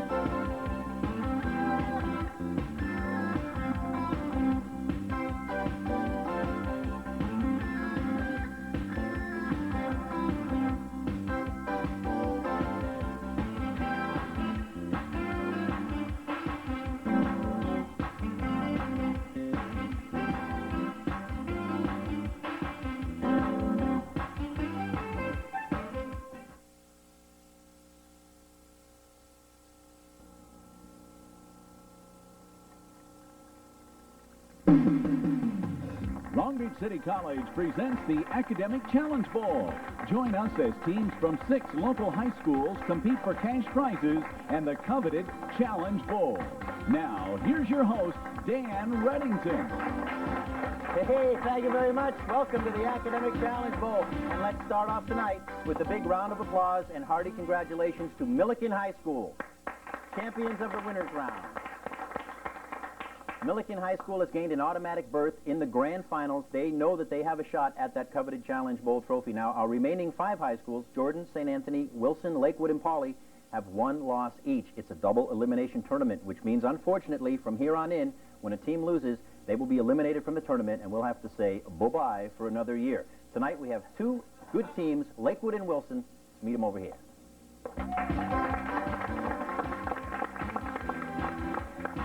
Hey guys, how are you? Boom, when the music stops, Nathan, Paul, and Mike, we've seen you guys all before, so we'll just say hello to you. Nathan Burnett. Hi. How are you? Okay. And you guys know that tonight's an important game. You ready? Yep. Y'all look great with your ties. Where'd you get them? Umberto's, Bellflower Boulevard? All right, we like to hear that. Nathan, say hello to anyone in particular. I'd like to say hello to my good friend John Hoffner out in Indiana. He's a member of our team, but he couldn't be here this week. So. Oh, okay. Will he get to see the tape? I'm sure he will. All right, good. Hello to him. Paul, welcome back to the program. How are you feeling tonight? I'm feeling fine. Ready for a good game? Yeah. Who do you want to say hello to? I want to say hello to my parents, and I'm going to say hi to the fan down there, especially Julie, Molly, Danielle, and Jan. All right. And John. Okay, and John in Indiana. All right. And Mike Casanova. Yep. Welcome back to the show, Mike. How are you tonight? Fine. Did you get your tie at Umberto? No, I didn't. Oh, that's okay. It looks nice. You want to say hello to anyone? Yeah, I'd like to say hello to my friends, family, and John, and the cheering section downstairs. All right. Good luck to the Wilson team tonight. Coming over here to Lakewood, Toby and Mike, we know. Gene will have to say hello to for the first time, but we'll start over here with Toby. How you feeling tonight? Pretty good. You ready? Yeah. You psyched? You got your Magic Johnson t-shirt on? Is that for good luck? Yeah, and All right. my AIDS awareness ribbon. Oh, cool. All right. Well, good for you. And you want to say hello to anyone, Toby? Brian and Diana and all the people in my study group and everybody cheering for us downstairs. All right. Good luck to you tonight. And Mike Brown. Hi, Mike. How are you? Pretty good. Feeling well? Yeah. Ready to go? Yep. All right. Big game tonight. Say hello to whomever you'd like. Say hi to everyone downstairs and our one extra supporter down. Who's that? That's Diana. All right. Good. And Gene Tooch. Hello. Welcome, Gene. Your first time on the program. Yes, I am. Not too nervous, are you? We're going to have a lot of fun. No, really. All right. You want to say hello to anyone? Yeah, I would like to thank all the people downstairs and all my relatives and parents. Great. Lakewood, good luck tonight. Lakewood versus Wilson. Let's check our categories for tonight's first half. Current events, geography, history, science, and math. As always here on the Challenge Bowl, we play 4 rounds in 2 halves. In the first half, correct answers are worth 5 points. In the second half, correct answers are worth 10. We have bonus questions, and we always have those exciting speed rounds which have pretty much determined every game so far this year. We tossed a coin before the game, and the Wilson team won, so Nathan Burnett will kick us off here. Go ahead, Nathan. Geography. First question in geography, it's worth 5 points. In what state is Norton Sound located? Nathan. Washington. Incorrect. Someone on Lakewood. Mike. North Dakota. No, incorrect. The answer is Alaska. But Nathan is in control. Choose a category, Nathan. Geography. Second question in geography. What is the most important agent of gradation in desert regions? Mike. Sand. No, incorrect. Someone on Lakewood. Mike. Wind. No, incorrect. The answer is water, believe it or not. Kind of misleading because it's a desert region, but it says it right there on the card. Nathan, choose a category. Geography. Geography. It is 0-0. Someone is bound to score soon. What is the capital of the recently created Commonwealth of Independent States in Eastern Europe? The capital. Toby. Moscow. Incorrect. Someone on Wilson. Nathan. St. Petersburg. No, that's incorrect also. It's Minsk. But we do have a tie score, 0-0. Exciting game so far. Nathan, choose a category. Geography.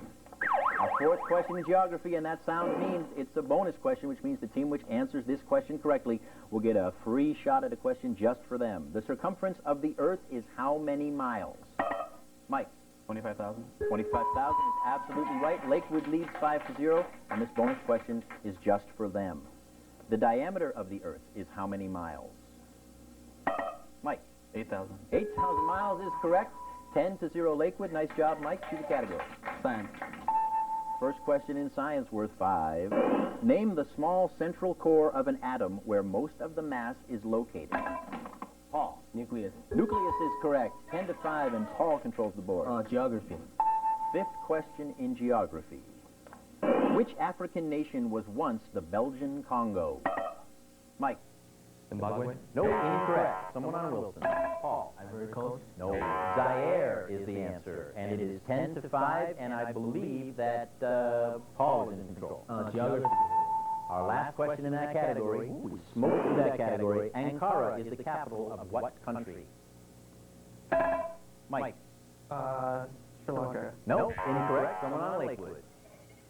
Toby. Czechoslovakia. No, incorrect. 10-5 is our score. The answer was Turkey. I'll have mine with Swiss, please. Paul, you're in control. Choose a category. History. Our first question in that category. What Allied leader urged fair treatment of Germany following World War I? Toby. Stalin. Incorrect. Someone on Wilson? Mike. Wilson. Yes, Woodrow Wilson is correct. We have a 10 score tie. A tie score, 10-10. Mike, choose a category. Let's say history.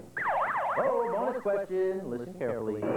What was Mao's campaign to purge China of traditional cultures, ideas, and institutions? Nathan. Cultural Revolution. Absolutely right. 15 to 10, Wilson in the lead, and this bonus question is just for them. What was the name of Mao's ambitious 5-year plan to increase industrial and agricultural production for China? Time's up. It was the Great Leap Forward. All right. That's the end of our first round. Wilson leads Lakewood 15 to 10. Please stay tuned.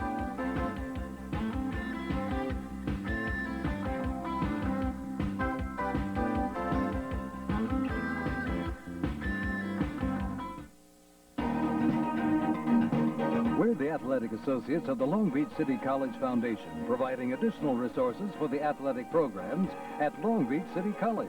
And thanks to your support, we've built a solid foundation for the future. However, we still need your help. So call the college today. Ask for the athletic associates. Together we can continue the outstanding tradition of Long Beach City College athletics into the 90s and beyond.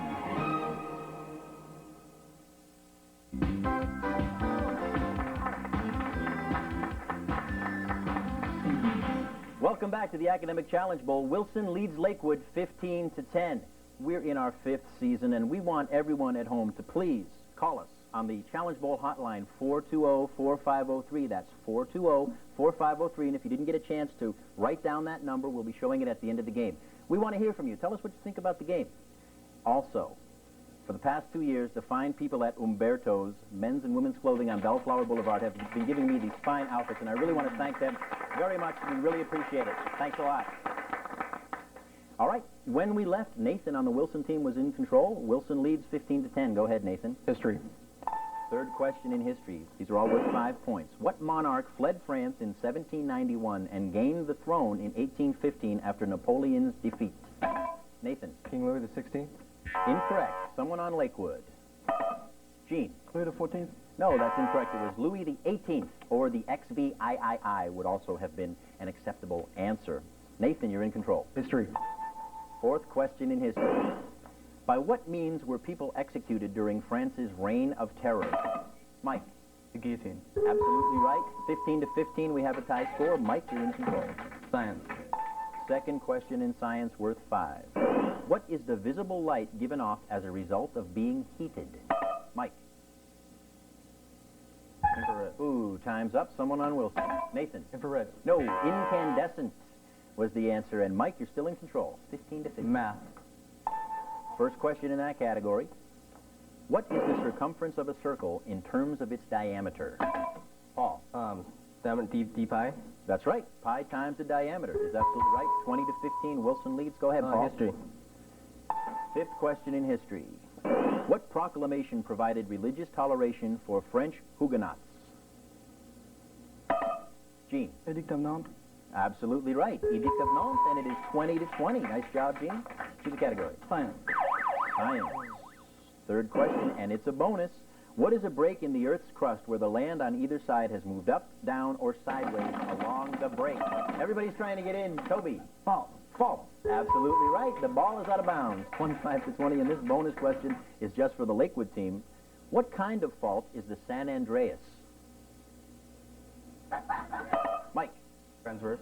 No, incorrect. It's a transform fault or a strike slip. We would have accepted that answer also. 25 to 20. Who's in control? Toby. Choose a category. Current events. Current events, our first time in that category. Let's see how well they pay attention to the news. What NFL football game procedure was recently eliminated? Toby. Instant replay. Say it again. Instant replay. You just instant replayed. Nice job. 30 to 20. Toby, choose category. Current events. Current events number 2. Where is the Earth Summit to be held this June? Paul. Spain. Incorrect. Someone on Lakewood. Toby. Geneva. No. Rio de Janeiro is the answer. 30 to 20. Toby's in control. Current events. Current events number 3. What basketball team recently won the State Community College Championship?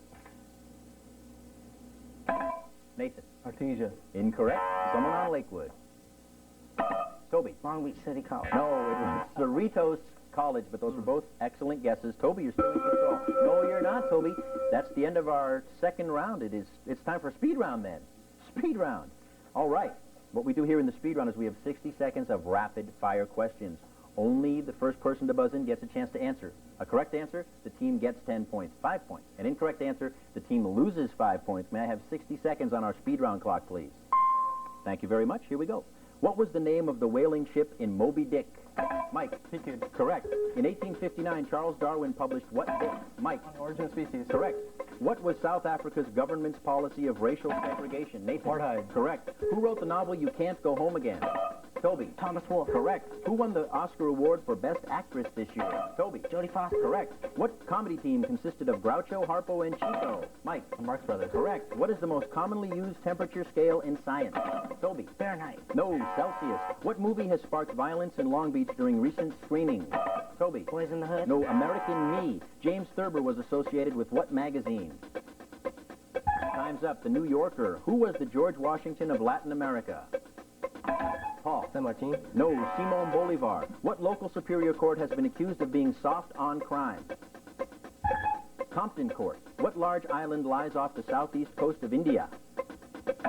Nathan. Sri Lanka. Correct. What Latino recently was promoted to Major General of the California Army National Guard? Oh, time's up. The answer was Daniel Hernandez. What's our score as we go to the half? Wilson 35, Lakewood 35. We have an exciting second half coming up. Stay tuned.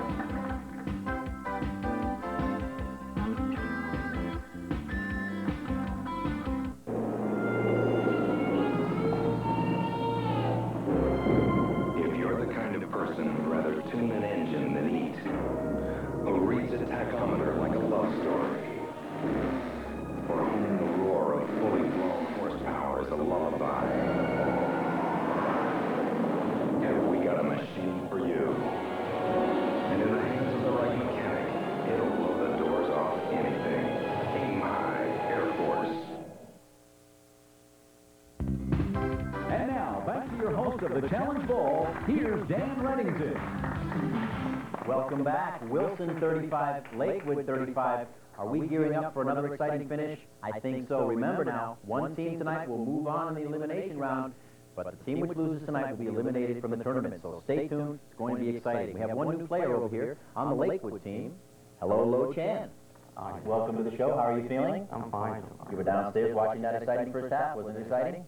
And you're ready to now come on in? Kind of like relief pitcher. Yeah. You want to say hello to anybody? I'd like to say hello to my family and the staff of Lakewood and Diana.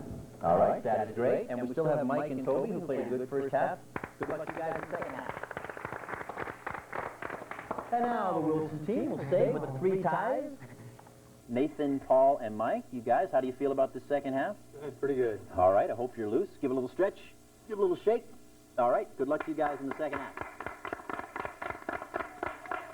Wilson and Lakewood, one team will move on, one team will be eliminated. We have one category change here for the second half. Literature has replaced geography. Here in the second half, remember now, we have 2 rounds. All correct answers are worth 10 points. We have bonus questions, and it looks like it's going to come down to that final speed round again. Who knows who will win? Stay tuned.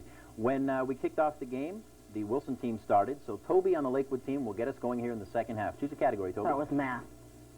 First question in math worth 10 points. What is the formula for distance?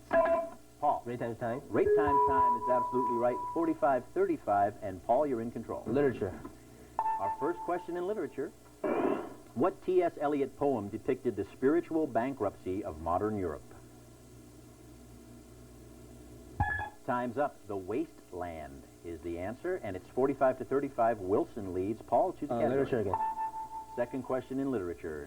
What author's novel about Tsarist Russia, The Fixer, earned him the Pulitzer Prize? Toby. Bernard Malamud. Absolutely right. 45-45. Another tie score. Toby's in control. Math. Second question in math worth 10 points. Pi is equal to what number accurate to 4 decimal places? We need them all. Toby. 3.1412. Incorrect. Someone on Wilson. Nathan. 3.1415. No, that's incorrect. The answer is 3.1416. Oh, they both were right there. How often do you have to go to 4 decimal places anyway? But I believe that Toby's in control of the board. Science. Our first question in science. What is formed when oxygen joins with another material? Paul. Oxide. Oxides is correct. 55-45. Wilson with the lead. Go ahead, Paul. Literature.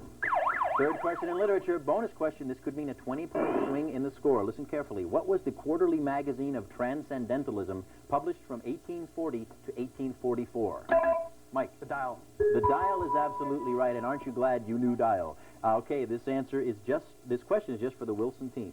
What Ralph Waldo Emerson work is considered the first full-scale expression of American transcendentalism?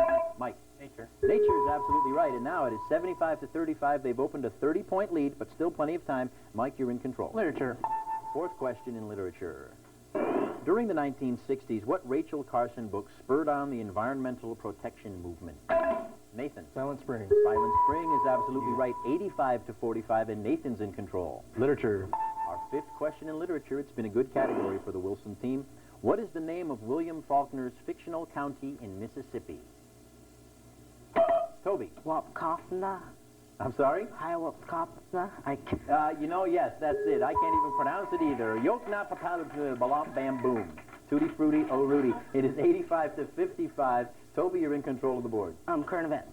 Current events, our first question in that category here in the second half, worth 10 points. What local baseball manager recently had his contract extended? Toby. Tommy Lasorda. Tommy Lasorda is correct, 85 to 65. Go ahead, Toby. Current events. Second question. What Long Beach Municipal Court judge has been accused of log jamming the courts system? Tracy T. Moreno is the answer there. 85 to 65. Toby's in control. Math. Oh, another bonus question. 20-point swing coming up, possibly. What is the horizontal axis in a coordinate graph? Low. The x-axis. The x-axis is correct. 85 to 75. This question is just for Lakewood, and it could tie the score if they guess correctly. What is the name of the x value of a point? Mike. The abscissa. Absolutely right. Look at that. We have another tie score, 85 to 85. This game is really heating up. Mike, you're in control. Math. Fourth question in math, worth 10. What is the name for an arc whose measure is 90 degrees? Mike. Semicircle. No, time's up. Someone on Wilson. Paul. Course. Circle. No, a quadrant is the answer. It is still 85 to 85, and Mike is in control. No, he's not. We have to go away for a short break. It is 85 to 85. Our fourth round is going to be exciting. Please stay tuned.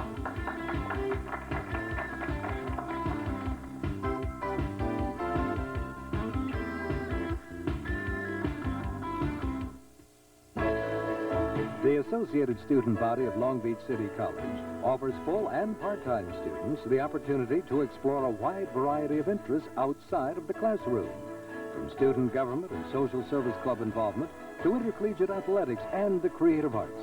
The ASB offers every student the opportunity to enjoy a well-rounded college experience. Students serving students, the college, and the community.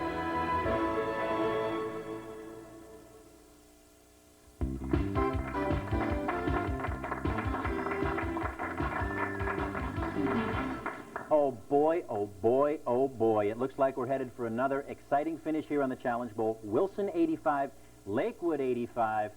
It's going to all come down to that final speed round. But before we get to this fourth and final round, which will determine who will move on in the tournament, let me show you how our tournament has shaped up to get us to this point.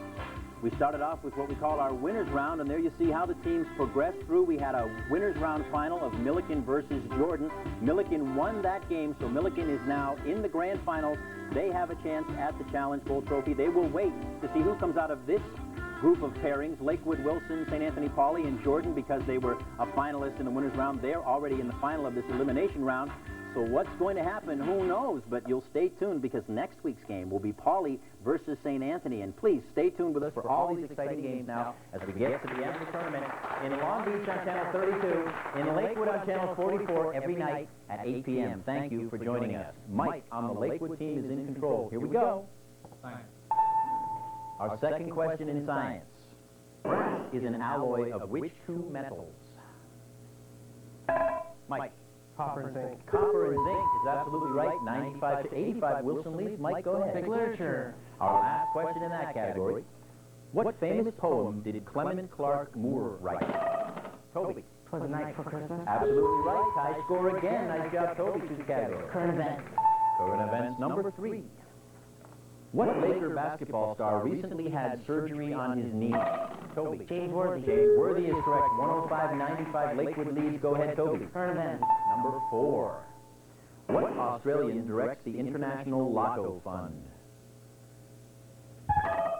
Was he in? Toby? Barbara Stilgin. No, someone on Wilson. Nathan? Robert Hawk. No, incorrect. It is Stephen Mandel. And Toby, you're in control of the board. Current event. Current events number 5. What was Earl Shive's car painting slogan? Nathan? Right. No, that's incorrect. That's not the one, but a good guess. Nathan, nice job. Low. I'll paint any car. I'll paint any car is correct. Lakewood leads 115-95. Nice guess, Nathan. Low, you're in control. History. History, our first question in that category, worth 10 points. What country's Social Revolutionary Party was founded in 1901? Paul? China. No, incorrect. Someone on Lakewood. Low. England. No, that's incorrect. The answer is Russia. And Low, you're still in control. History. Second question in history, worth 10 points. The Black Shirts were a fascist group in what European nation? Mike? Italy. Italy is correct. 125-95. Lakewood leads. Go ahead, Mike. Math. Fifth question in math. What is the set of all points that satisfy a given condition? Nathan? Oh, never mind. Big shot. No, okay. Lakewood. Someone on Lakewood. Toby? Line. No, the answer is locus. Mike on the Lakewood team, you're in control. Math. Math again, our last question in math. In geometry, what is a statement to be proven called? Nathan? Theory. Incorrect. No, someone on Lakewood. Low. Conjecture. No, a theorem. A theorem, like a truth theorem or something like that. Mike, you're in control of the board. Science. Third question in science. Bonus question. Could be very important here. Listen carefully. What is the temperature at which particles of matter stop moving? Mike? Absolute zero. Absolute zero is correct. This bonus question is just for the Lakewood team.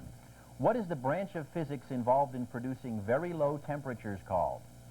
Mike? Cryogenics. Cryogenics is correct, and it is 145-95. Lakewood leads. Mike, choose a category. Science. Fourth question in science. What is a device that produces an intense beam of light of nearly a single frequency? Mike? Laser. Laser is correct. 155-95. Go ahead, Mike. Science. Fifth question in science. What is the process by which plants convert sunlight to food? Toby? Chlorophyllization. No, sorry, incorrect. Someone on the Wilson team. Nathan? Photosynthesis. Photosynthesis is correct. 155-105. Go ahead, Nathan. History. Our third question in history, worth 10 points. In what year did Greece win its independence from Ottoman rule? Mike? 1936. No, incorrect. Someone on Lakewood. Low. 1935. No, the answer is 1829, and control of the board is with no one. It's in my hands. We have our speed round coming up. Now, what's our score? Lakewood 155, Wilson 105. It is still anybody's game. 60 seconds of rapid-fire questions. Only the first person to buzz in gets a chance to answer. A correct answer is worth 10 points. An incorrect answer, -10. Good luck to both teams. May I have 60 seconds, please? Thank you very much. Good luck. Who wrote Ship of Fools? Mike. Porter. Correct. What English nurse was known as the lady with the lamp? Nathan. Florence Nightingale. Correct. What is the capital of Denmark? Nathan. Oh. Time's up. Copenhagen. What issue is at the center of the NHL owners' impasse? Nathan. Strike. No, I'm sorry. Trading cards. Under what title was Moby Dick first published? Time's up. The Whale. What is the resistance of a fluid to flow? Paul. Time's up. Viscosity. What is the world's largest desert? Mike. Toby. No, I'm sorry. The Sahara. What is a measurement of the gravitational force on an object? Mike. Math. No, I'm sorry. Weight. From what nation did Israel seize the Gaza Strip? Low. Syria. No, I'm sorry. Egypt. What filmmaker was strongly influenced by Edgar Allan Poe? Time's up. Alfred Hitchcock. World War II began with Hitler's invasion of what nation? Toby. Poland. Poland is correct. Who was the leader of the nationalist revolution in China? Low. Sun Yat-sen. Sun Yat-sen is correct. He got it in. What's our final score? Lakewood 165, Wilson 75. Oh boy, what an exciting game we had. It's just that last speed round kind of got you guys. You knew you had to buzz in, and you didn't know all the answers, so of course we subtracted the points. But it was nice having you guys here, and maybe we'll see you next year if we do the Challenge Bowl again. Give yourselves a big round of applause. Thanks a lot. Well, Lakewood, nice game, huh? Very nice game, you guys. It was exciting. It was tight, and then in that last speed round, you just were able to get ahead of them, and you played a good game. Now, you guys will have next week off, and then you'll play the winner of next week's game. So go home, rest up, and study. Congratulations to you guys. All right, as always, we're giving away a T-shirt to the person who correctly answered the most questions, and tonight it was Toby. Nice job, Toby. You've won an Academic Challenge Bowl T-shirt. There you go. Yeah, congratulations to Toby for that. All right, next week's game is going to be Pauley versus St. Anthony. Now, please, all these games have been very exciting, so please stay with us all season long. You can watch these games in Long Beach on Cable Channel 32, in Lakewood on Channel 44, 8 p.m. every night. Thanks a lot, everybody. Good night.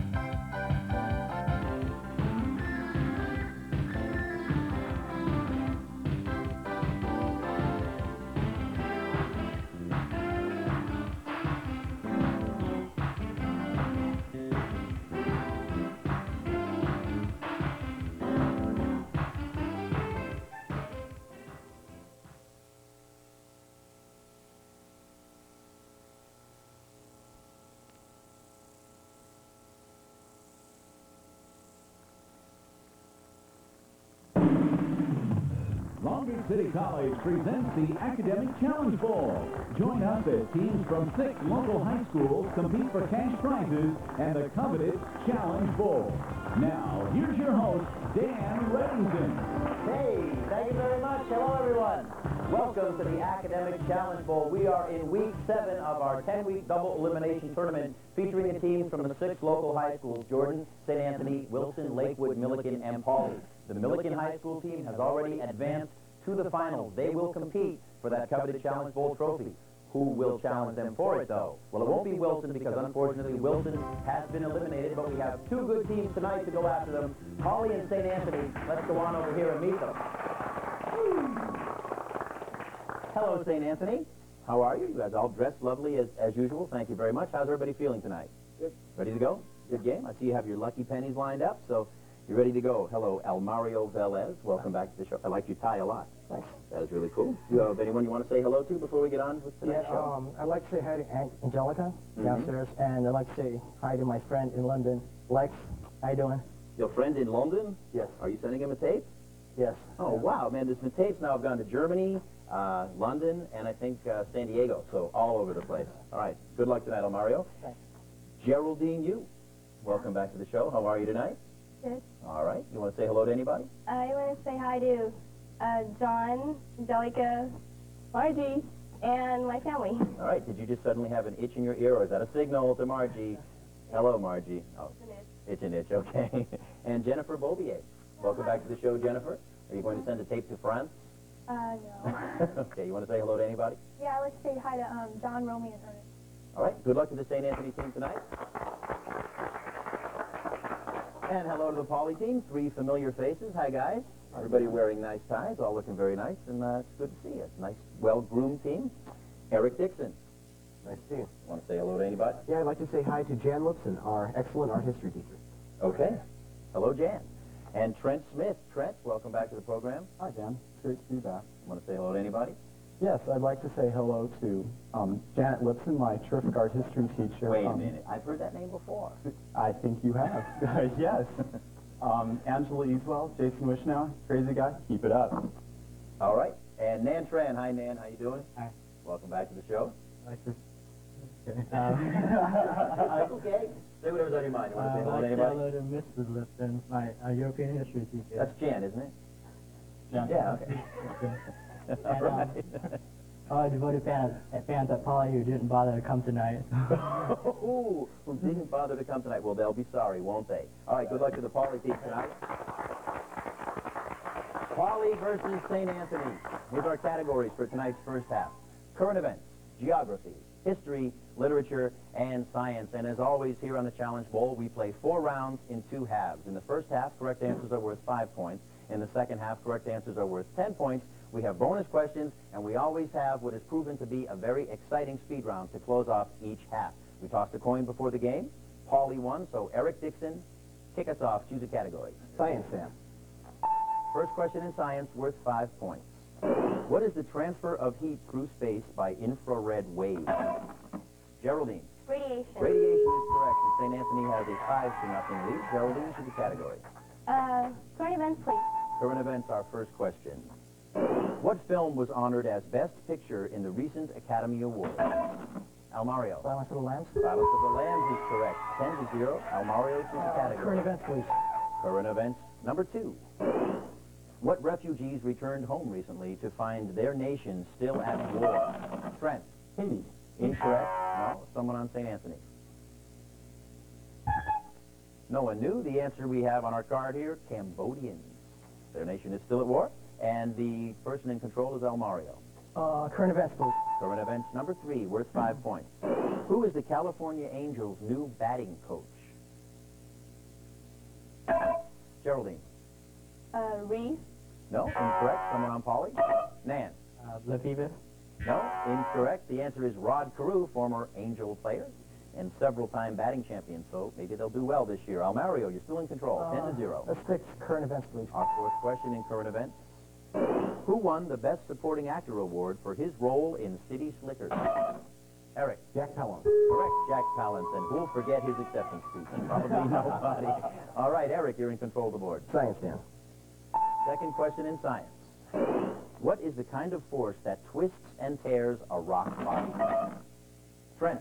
A shearing force? Shearing force is correct. It is 10-10. We have a tie score. Trent, you're in control. Dan, I'd like to stick with science. All right. Hey, bonus question. What this means is the team which answers this question correctly gets a question asked of only them. What is a specially shaped piece of glass that can divide white light into its separate colors? Nan. Prism. A prism is correct. 15-10. Polly in the lead, and this bonus question now is just for the Polly team. Which of the 8 colors of the rainbow would bend most if passed through a prism? Eric. Violet. Violet is correct. Polly 20, St. Anthony 10. Eric is in control of the board. Science again. Fourth question in science. Polly doing very well in this category. What does CRT stand for? Trent. Cathode ray tube. Absolutely right. 25-10. Polly in the lead. Trent, choose a category. Heck, let's stick with science. Okay, heck we will. Fifth question. How is volume in SI units measured? Trent. Liters. In liters is correct. Polly out to an early lead here, 30-10, and Trent on a roll. Go ahead, Trent. Let's clean up with science. All right, our last question in that category. What fossils are used to divide the Earth's history into separate units?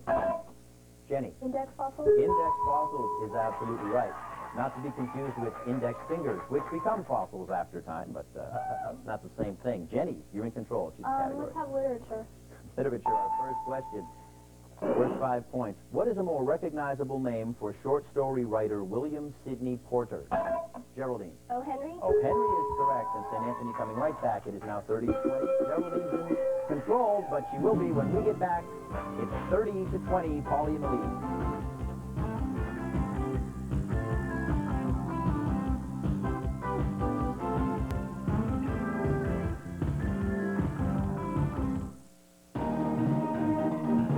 We're the Athletic Associates of the Long Beach City College Foundation, providing additional resources for the athletic programs at Long Beach City College. And thanks to your support, we've built a solid foundation for the future. However, we still need your help. So call the college today. Ask for the Athletic Associates. Together we can continue the outstanding tradition of Long Beach City College athletics into the 90s and beyond.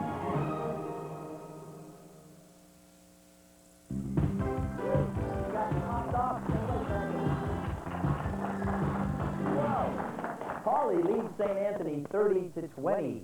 And, you know, I'm walking around Long Beach all the time. People come up to me on the street. They say, Dan, where do you get those fabulous outfits you wear on the Challenge Bowl? And I say, none of your business. Stop bothering me. No, what I say is I get it at Umberto's fine men's and women's clothing on Bellflower Boulevard in Long Beach. Thank you, Umberto. I like it. When we left, Geraldine on St. Anthony was in control. Go ahead, Geraldine. Choose the category. Literature, please. Whoop, that sound tells us it's a bonus question. This is a tie score. Who wrote the line, hitch your wagon to a star? Almario. Steinbeck? No, incorrect. Someone on Polly. Trent. Hemingway? No, it was Ralph Waldo Emerson. So the bonus bites the dust. It's still 30-20. Polly in the lead. Geraldine, choose a category. Literature again. Our third question in literature. What is the literary term for the repetition of similar sounds at the beginning of words? Jenny. Alliteration. Alliteration is correct. 30-25. Right back in the game. Jenny, choose a category. Let's have history. Our first question in history, worth 5. What document said the Americas would no longer be open to colonization by any European power? Oh, everybody wants in. Geraldine. Monroe Doctrine. The Monroe Doctrine is absolutely correct. And look at that, ladies and gentlemen. 30-30, tie score. Geraldine, choose a category. Literature, please. Our fourth question in literature. What Hemingway novel about a fisherman's struggle won a Pulitzer Prize? Trent. The Old Man and the Sea. The Old Man and the Sea is correct. Polly back out in front, 35-30. Trent, choose a category. Let's fly with geography. First question in geography, worth 5 points. What is a narrow neck of land connecting two larger bodies of land? Ooh, Trent is in. An isthmus. An isthmus is correct. It is 40-30. Polly in the lead. Go ahead, Trent. Let's try current events, Dan. Current events, number 5. What singer-actress has agreed to star in a new musical to be produced by the Long Beach Civic Light Opera? Jenny. Tyne Daly. Oh, incorrect. Someone on Polly. Eric. Nell Carter. No, it is Carol Burnett. 40-30, and Trent, you're in control. Let's try current events again, Dan. Our last question in that category. What much improved computer operating system will IBM reintroduce in a major marketing effort this year? Eric. OS2? Oh, you just guessed that, and look at that. It was absolutely right. 45-30, Polly leads. Eric, go ahead. Geography, please. Second question in geography. Leningrad is the old name for what Russian city? Eric. St. Petersburg. St. Petersburg is correct. 50-30. Eric, quick on the buzzer. Go ahead, choose a category. Geography, please. Our third question in geography. What is the amphitheater-shaped head of a glacial valley called? Eric. Horn? No, incorrect. Someone on St. Anthony? Oh, you can't put... Nice try, man. Let's get 2 guesses at this one. It's a cirque, like cirque, you know, French word for circle or circus or something like that.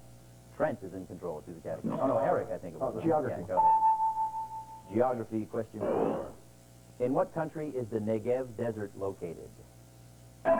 Almario. Turkey? No, incorrect. Someone on Polly? Nan. Saudi Arabia? No, Israel. And 50-30 with Eric still in control of the board. Geography. Fifth question in geography, worth 5. What 2 nations claim the Falkland Islands? Nan. Argentina and Britain. Correct. 55-30. Polly in the lead. Man, you're in control. But no, you're not. It is time for our first half speed round. Now, what happens in the speed round is we have 60 seconds of rapid-fire questions. Only the first person to buzz in gets a chance to answer. A correct answer, the team gets 5 points. An incorrect answer, the team loses 5 points. May I have 60 seconds on our speed round clock, please? Polly 55, St. Anthony 30. Here we go. What is a cloud at ground level called? Mario. Fog is correct. What river borders Arizona to the west? Colorado. Correct. What is a celestial object having certain traits of a star but which is not a star? Geraldine. No, incorrect. Quasar. What state leads the country in the production of corn? Geraldine. I don't know. Time's up. Iowa. Name the best-selling book by Woodward and Bernstein about Watergate. Jenny. Correct. Sardinia is an island possessed by which nation? Almario. Incorrect. Italy. Who wrote an essay on the principle of population? Jenny. Correct. What is a polygon with 8 sides? Almario. Octagon. Correct. In World War II, what naval battle was the turning point of the war in the Pacific? Midway. Almario. Correct. What European nation controls the island of Greenland?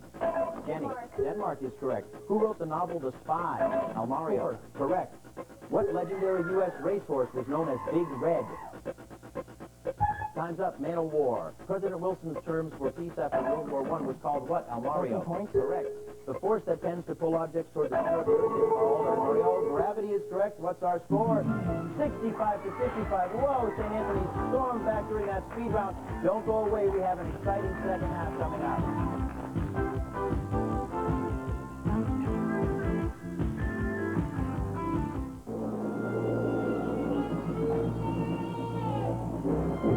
If you're the kind of person who'd rather tune an engine than eat, who reads a tachometer like a love story, or hearing the roar of fully blown horsepower as a lullaby,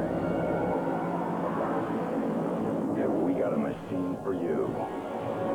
And in the hands of the right mechanic, it'll blow the doors off anything. Aim high, Air Force. And now, back to your host of the Challenge Bowl, here's Dan Reddington. Welcome back. Hey, I hope that you didn't miss our first half. What an exciting first half we had. St. Anthony now leads Pauley 65 to 55, but it was a seesaw battle, tied a lot, and then Pauley went way out in front. St. Anthony stormed back in the speed round. Whew! We're all just catching our breath because it was very exciting. We have a second half though coming up. This is a very important game because one of these teams will move on, but one team will be eliminated. Pauley has added one player. They changed the player. We still have Eric and Trent, and we say hello again to Tina Kim, a familiar face. Hi, Tina. Hi. How are you? Again. You want to say hello to anybody or tell us anything? I also want to say hi to our wonderful art history teacher, Janet Lipson. Oh, Janet, sure. Janet and I go way back to the first round, actually. And hi, Anna and Michelle. All right. Good luck to you guys in the second half. And St. Anthony, with an exciting speed round there to end that first half. Stays with Almario, Geraldine, and Jenny. How are you feeling? Good. Ready to go? Yes. All right. Good luck to you in the second half. Here we go. We've had one category change. Science has been replaced by math. Remember now, here in the second half, we have 2 more rounds. Correct answers are worth 10 points. We have bonus questions, and we have what's probably going to be an exciting concluding speed round. Since we started the game with the Pauley team, Almario on St. Anthony will kick off our second half. Good luck to both teams. Go ahead, Almario. Current events, please. First question in current events, worth 10 here in the second half. Who hosted the recently held Oscar Award ceremony? Trent. That was Whoopi Goldberg. No, incorrect. Someone on St. Anthony, Almario. Billy Crystal? Billy Crystal is the answer. It is now 75 to 65. Almario is in control. Current events. Second question in current events. What baseball team recently closed their spring training complex in Palm Springs to move to Arizona next year? Almario. Angels? California Angels is correct. 85 to 55. Go ahead, Almario, to the category. Current events, please. Our third question in current events. Duke, Michigan, and Indiana were in the Final Four of the NCAA basketball tournament with what other team? Almario. Cincinnati? Cincinnati is correct. 95 to 55, and Almario has opened up a 40-point lead for his St. Anthony team. Go ahead, Almario. Current events, please. Fourth question in current events. What company has closed its home electronic kit business after 45 years? Trent. Heathkit. Heathkit is correct. 95 to 65. Go ahead, Trent. Choose category. Let's go with math, Dan. Our first question in math worth 10 points. What type of angle is between 90 degrees and 180 degrees? Eric. Obtuse. Obtuse is correct. 95 to 75. Smoking right back. Go ahead, Eric. Math again. Second question in math. What is the measure of space inside a two-dimensional figure called? Trent. Area. Area is correct. 95-85. What a game. Go ahead, Trent. Choose category. Well, heck, let's go with math. They're sticking with math. Third question. What is another term for an equilateral rectangle? Jenny. Square. Square is absolutely right. What did you call me? No. It's 105 to 85. Jenny's in control. Let's have current events. Current events number 5. What instrument on board the Atlantis space shuttle recently broke down as a result of a blown fuse? Ooh, nope, time was up. It's the UV telescope. That broke down. Something broke on the shuttle? What a shock. Jenny, you're in control. Choose the category. Let's have literature. First question in literature, worth 10. Who was the author of The Devil's Dictionary? Almario. Binet? No, incorrect. Someone on Pauley. Eric. Daniel Webster? No, it was Ambrose Bierce. Ambrose Bierce. Webster had the Devil's Second Collegiate Dictionary. That was Jenny, you're in control. Choose the Let's try category. literature again. Second question in literature. Who is the only American with a bust in the Poets' Corner of Westminster Abbey? Geraldine. Longfellow? That's correct. Henry Wadsworth Longfellow, 115 to 85. Another lead building up here for St. Anthony. Go ahead, Geraldine. History, please. Our first question in history worth 10 points. What battle stopped Napoleon's naval invasion of Great Britain? Almario. Trafalgar? Yes, the Battle of Trafalgar is correct. 125-85. Almario, choose a category. Current events. Current events, number 6, our last question. What state official recently pleaded not guilty to charges he misused more than $300,000? Tina. Oh, time's up. Someone on St. Anthony. Almario. Honig? Yes, State Police Chief Phil Honig. 135 to 85. And Almario, you're still in control. History, please. Second question in history. What is the South African nationalist group formed for greater political rights for blacks? Trent. The ANC? Yes, the African National Congress is correct. 135-95. That's the end of our third round. St. Anthony 135, Pauley 95. Don't go away. An exciting finish coming up.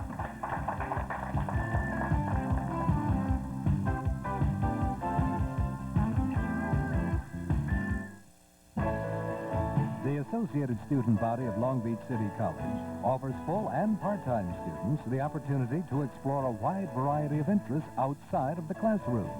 From student government and social service club involvement to intercollegiate athletics and the creative arts, the ASB offers every student the opportunity to enjoy a well-rounded college experience.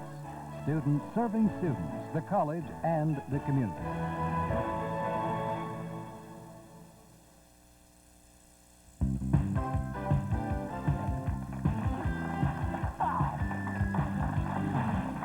St. Anthony 135, Pauley 95. Whew, we've had an exciting game so far, and the fourth round is going to come up. We're going to have that speed round. Close it off. Remember, one of these teams will move on, one team will be eliminated, and as we speak of that, let me show you how we've gotten to this point in the tournament so far. Of course, you know, Millikin won the winners round. They are already in the finals. This is the elimination round you see here. Lakewood played Wilson in the first week. Lakewood won. Tonight is St. Anthony versus Pauley. Jordan, by being in the finals of the winners round, they're into the finals of the elimination round. So next week's game will be Lakewood versus tonight's winner. So make sure you tune in and watch all these exciting games, 8 p.m. every night in Long Beach on Channel 32 and in Lakewood on Channel 44. I'm sorry? Trent is in control of the board with St. Anthony leading 135 to 95. Go ahead, Trent. Dan, let's go with math. Our fourth question in math, worth 10 points. Postulates, theorems, or definitions in a mathematical system are grouped as what? Almario. Assumption. No, incorrect. Someone on Pauley. Trent. Pork.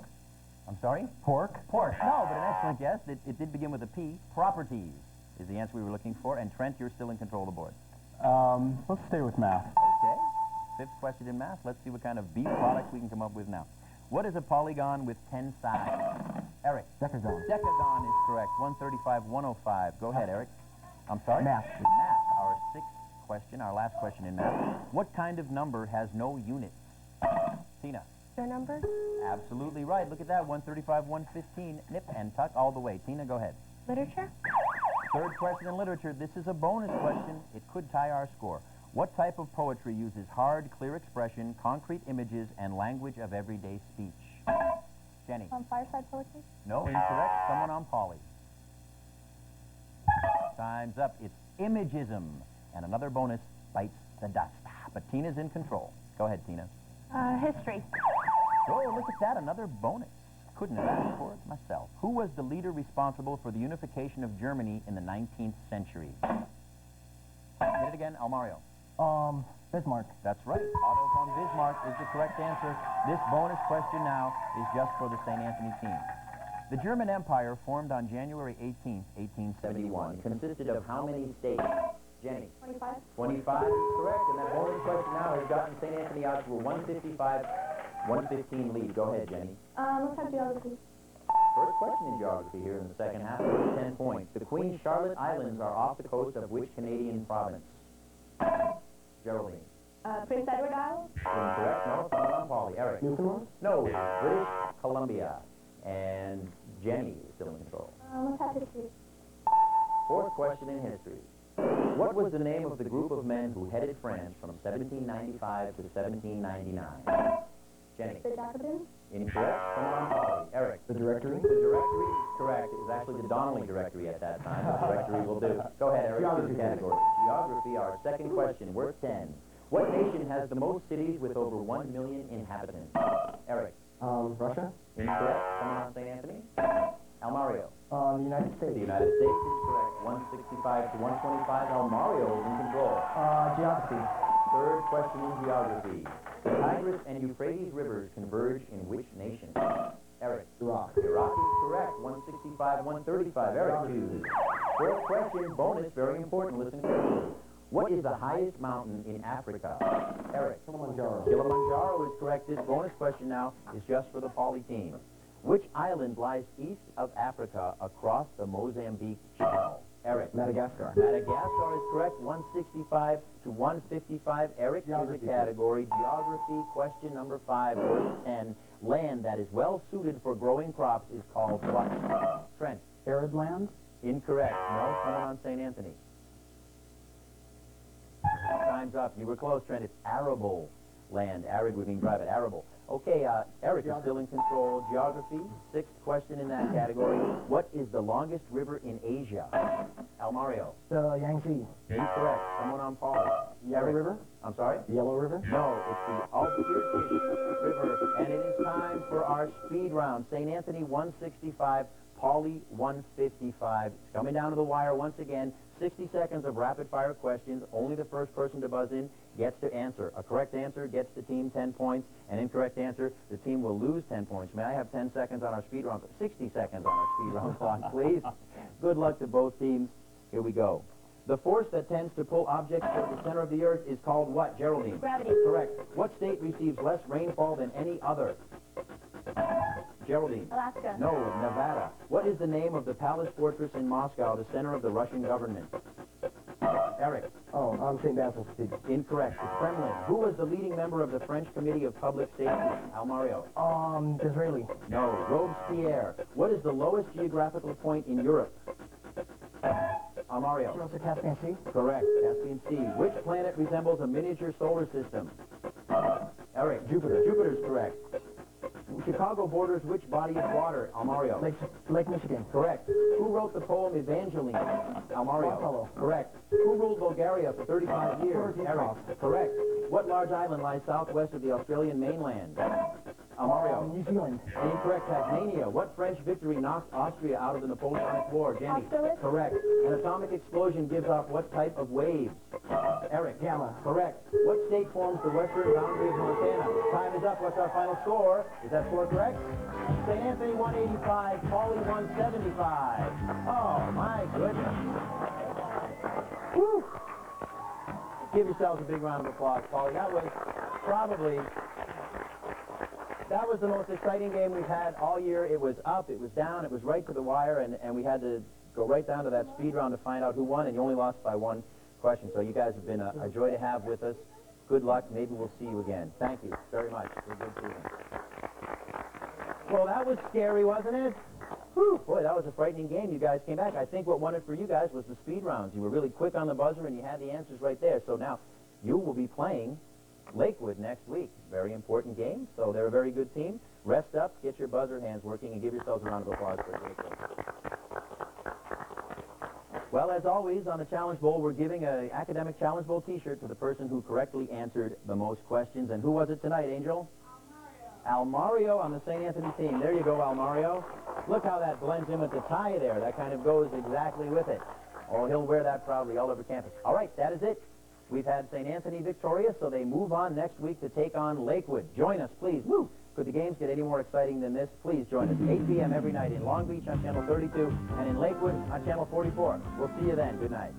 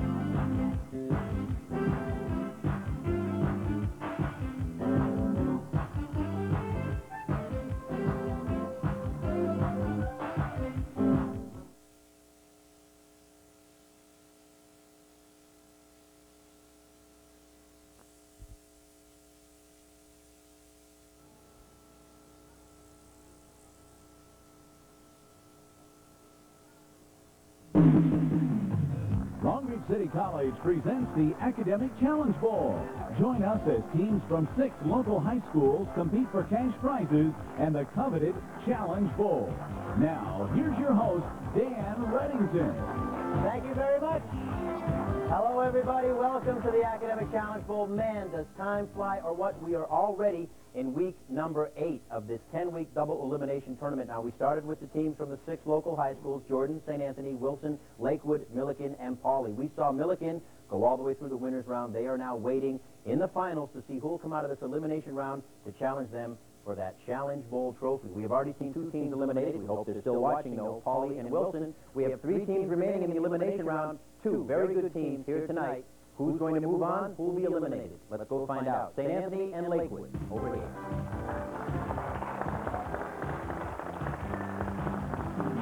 Hello, St. Anthony. How are you all tonight? We got a raucous crowd on hand tonight to cheer you on. You're the defending champions, and we wish you luck. We see 3 familiar faces, and we'll just say hello again. Almario Velez.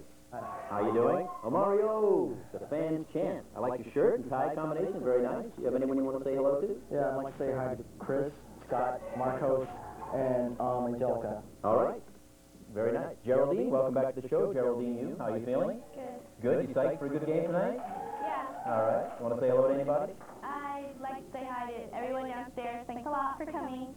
And Robert, yeah. Hi, Robert. Oh, Robert, yeah. Oh, almost forgot Robert. Jenny Bouvier, welcome back to the show. How are you doing? Pretty good. All right. You want to say hello to anybody? Yeah, I'd like to say hi to John, Romy, Ernest, and Stephanie. All right. You have your lucky pennies all lined up, St. Anthony team. Good luck tonight. Give yourselves a round of applause.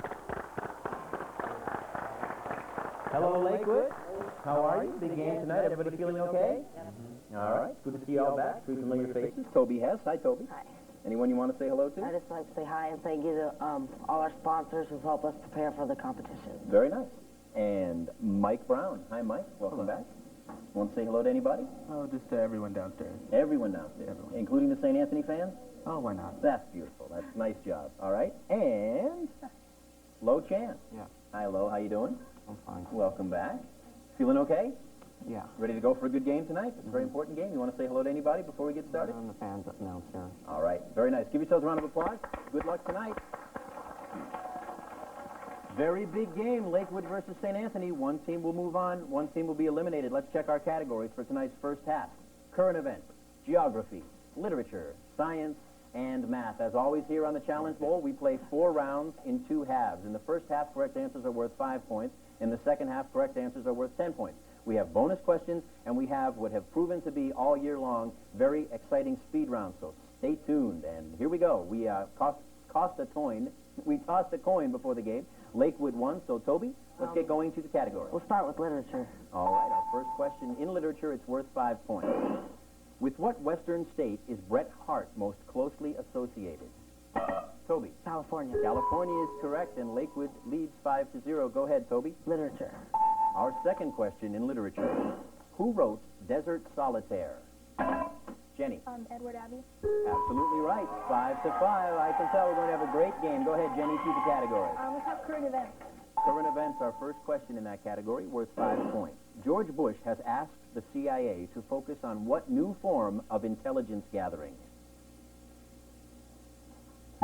Nobody. It's economic.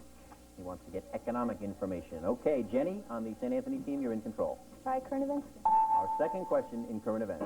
What member of British royalty has just filed for an uncontested divorce? Almario. Princess Bertie? No, incorrect. Someone on Lakewood. Mike. Princess Sarah? No, incorrect. Princess Anne. Princess Anne is the answer. And Jenny, you're still in control of the board. Let's try geography.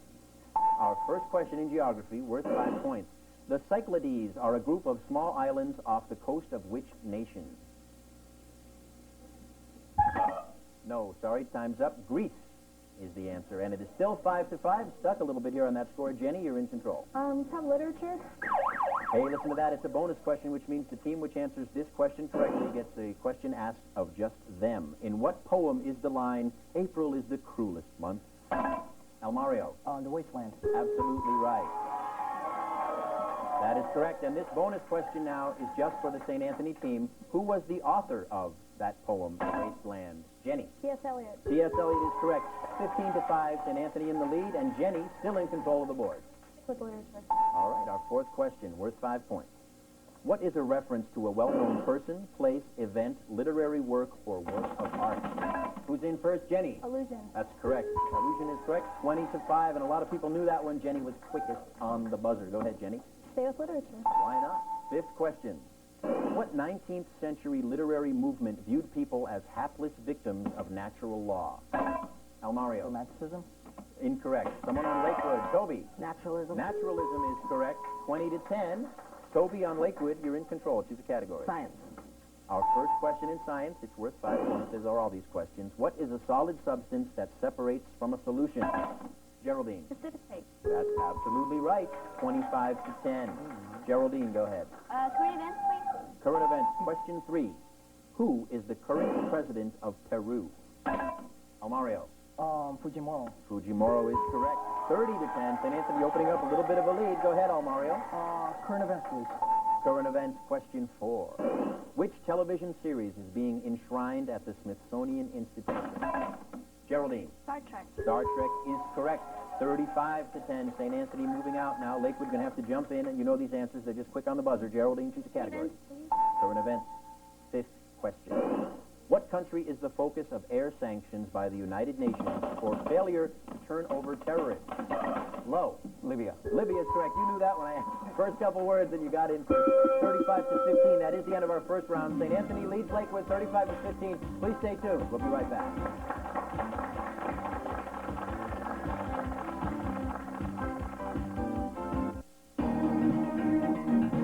We're the athletic associates of the Long Beach City College Foundation, providing additional resources for the athletic programs at Long Beach City College. And thanks to your support, we've built a solid foundation for the future. However, we still need your help. So call the college today. Ask for the athletic associates. Together, we can continue the outstanding tradition of Long Beach City College athletics into the 90s and beyond.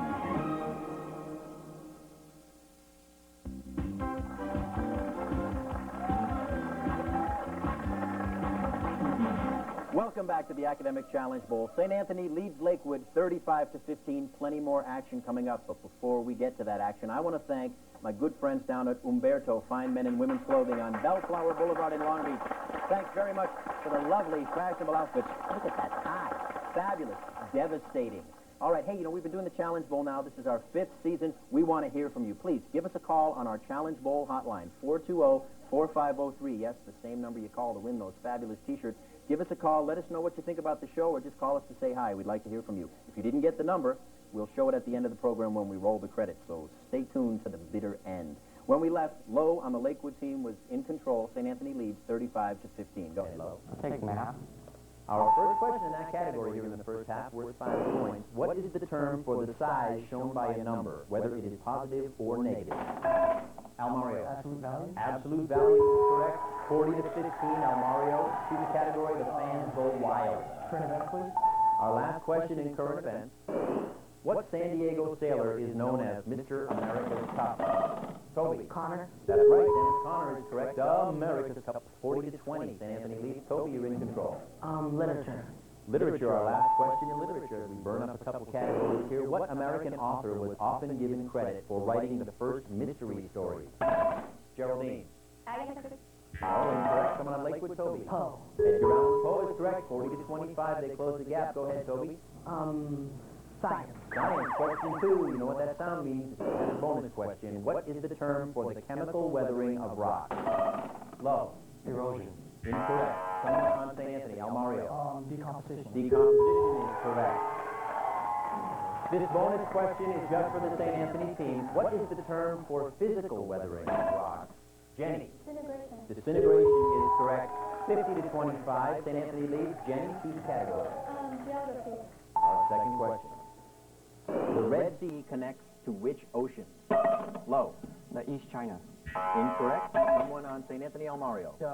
Indian Ocean. The Indian Ocean or Arabian Sea would have also been a correct answer. 55-25. Almario's in control. Geography, please. Bonus question. Listen carefully. What state was sparsely settled until the advent of air conditioning in the post-war years? Almario. Armistice. No, incorrect. Someone on Lakewood. Toby. Hawaii. No, incorrect. The answer is Arizona. Arizona. Control of the board is with Almario.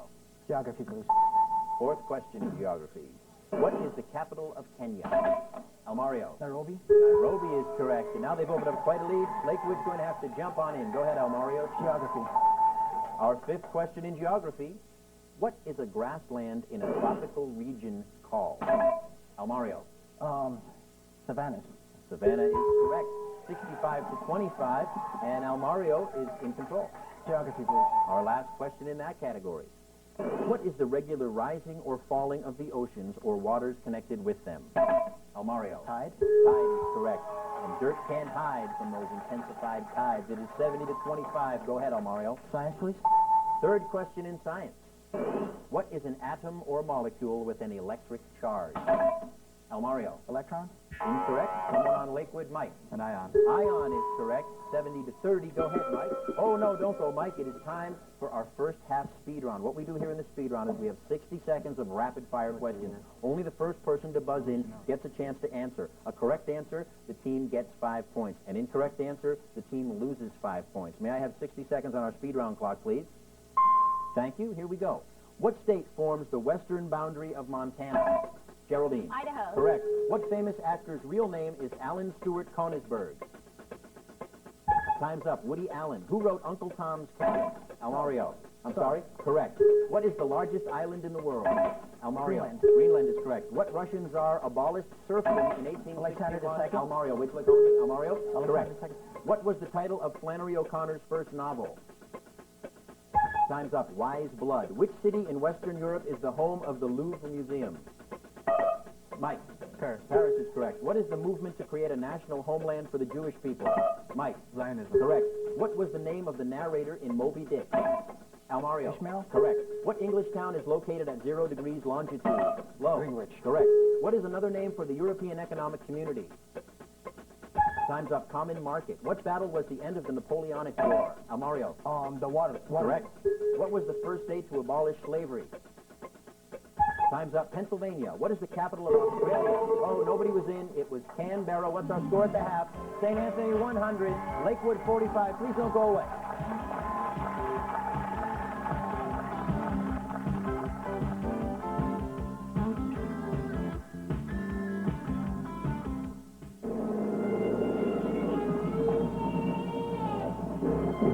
If you're the kind of person who'd rather tune an engine than eat, who reads a tachometer like a love story, for whom the roar of fully blown horsepower is a lullaby, have we got a machine for you. And in the hands of the right mechanic, it'll blow the doors off anything. Aim high, Air Force. And now, back to your host of the Challenge Bowl, here's Dan Reddington. Thank you. Welcome back. St. Anthony 100, Lakewood 45. Remember, here in the second half, correct answers are worth 10 points. Still plenty of time for this good Lakewood team to catch up. We do have one new player over here on the Lakewood team, and let's say hello to him. Of course, we still have Toby and Mike, and we have Jean Touche. Hi. Welcome back to the show, Jean. Now, I understand that you're from Paris, France? Yes. Yes, and what brings you to this country? You an exchange student, or do you live here now? Yes, I'm a kind of an exchange student. Okay, and having a good time so far? Yeah, Are they treating you nice in Lakewood? Yes. Sort of. You had to look at Mike and go, well, I don't know. Well, good luck to the Lakewood team here in the second half. Give yourselves a round of applause. St. Anthony team, you guys had an excellent first half. You ready for a good second half? Yes, sir. Yes, we are. I noticed you slipped over your pennies there to the tail side. So good luck to Almario, Geraldine, and Jenny. Give yourselves a round of applause. We have one category change here for the second half. Current events has become history as time marches on. Remember, here in the second half, we have 2 rounds. Correct answers are worth 10 points. We have plenty of bonus questions, and we have an exciting concluding speed round. Now, when we started off the game, the Lakewood team was in control of the board. So to start the second half, Almario on the St. Anthony team will choose a category and get us going. Literature, please. Literature. First question, worth 10. Who wrote the novel Invisible Man? Jenny. Ralph Ellison. That's absolutely right. 110 to 45. Jenny, you're in control. Stay with literature. Bonus question. Listen carefully. This could be a 20-point swing in the score as we go to our second question in literature. What literary device describes the repetition of vowel sounds? Almario. Assonance. Correct. And now this bonus question is just for the St. Anthony team. What literary term describes the repetition of consonant sounds at the ends of words or accented syllables? Almario. Consonants? Consonants is correct. What's our score? 130 to 45. So Lakewood, you're going to have to jump on in. You knew that one. They got in a little more quickly than you did. Almario to the category. Let's stay with literature. Third question in literature. Worth 10. Who was considered the great literary interpreter of the Roaring Twenties? Toby. F. Scott Fitzgerald. That's absolutely right. 130 to 55. Go ahead, Toby. Math. Our first question in math, worth 10. The quadrants of a graph are numbered in increasing numbers in what direction? Jean. 1, 2, 3, 4. No, incorrect. That's a little for someone on St. Anthony. Almario.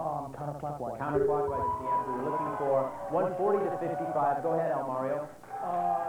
Let's go to literature. Literature, question 4. What American poet was known for using only her initials, H.D.? Geraldine. Hilda Doolittle. Hilda Doolittle is correct. 150 to 55. Go ahead, Geraldine. Literature, please. Our fifth question in literature. What were Longfellow, Whittier, Holmes, and Lowell grouped as? Jenny. The Fireside Poet. The Fireside Poets is correct, and the fans go wild for the St. Anthony side. 160 to 55. Jenny. Let's try history. History, our first question in that category. What part of Czechoslovakia did Hitler gain at the Munich conference? Geraldine. Sudetenland. That is correct. Sudetenland 170 to 55. St. Anthony opening up a big lead, but still plenty of time for Lakewood. Go ahead, Geraldine. History, please. Second question in history. Who took control of Mexico in 1864? Almario. Maximilian. Maximilian is correct. Almario's in control of the board. History, please. Bonus question. Listen carefully. 20-point swing in the score, possibly. What was the name of the alliance of Germany, Italy, and Japan in World War II? Jean. The Axis. Axis powers is correct. 180 to 65. This bonus question now just for the Lakewood team. Germany and Italy formed an Axis alliance in what year? Toby. 1936. Absolutely right, 1936. 180 to 75. And now the Lakewood fans go crazy. Toby, choose a category. Math. Our second question in math. What are values that may be meaningfully substituted into a formula? Geraldine. Variable. Incorrect. Someone on Lakewood. Jean. Unknowns. Incorrect. The answer we were looking for is a replacement set. A replacement set. Toby, you're still in control. Math. Third question in math, worth 10. How many focuses does an ellipse have? Mike. 2. 2 is correct. 180, 85. Coming back in. Go ahead, Mike. Math. Fourth question in math. What branch of mathematics is the study of properties and relations of numbers? Mike. Algebra. Algebra is correct. 180, 95. Go ahead, Mike. Math.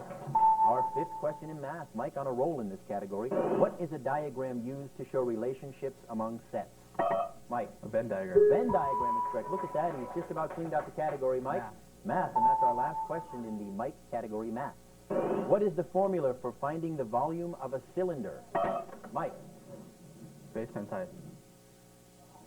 No, incorrect. Someone on St. Anthony. Almario. Base times to measure the altitude. No, incorrect. No, it's base area, not just the base. That's the base area, and if that was the answer, then the Lakewood answer would have been correct, so that is incorrect answer. And that is the end of our third round. St. Anthony 180, Lakewood 105. Don't go away. Exciting fourth round coming right up.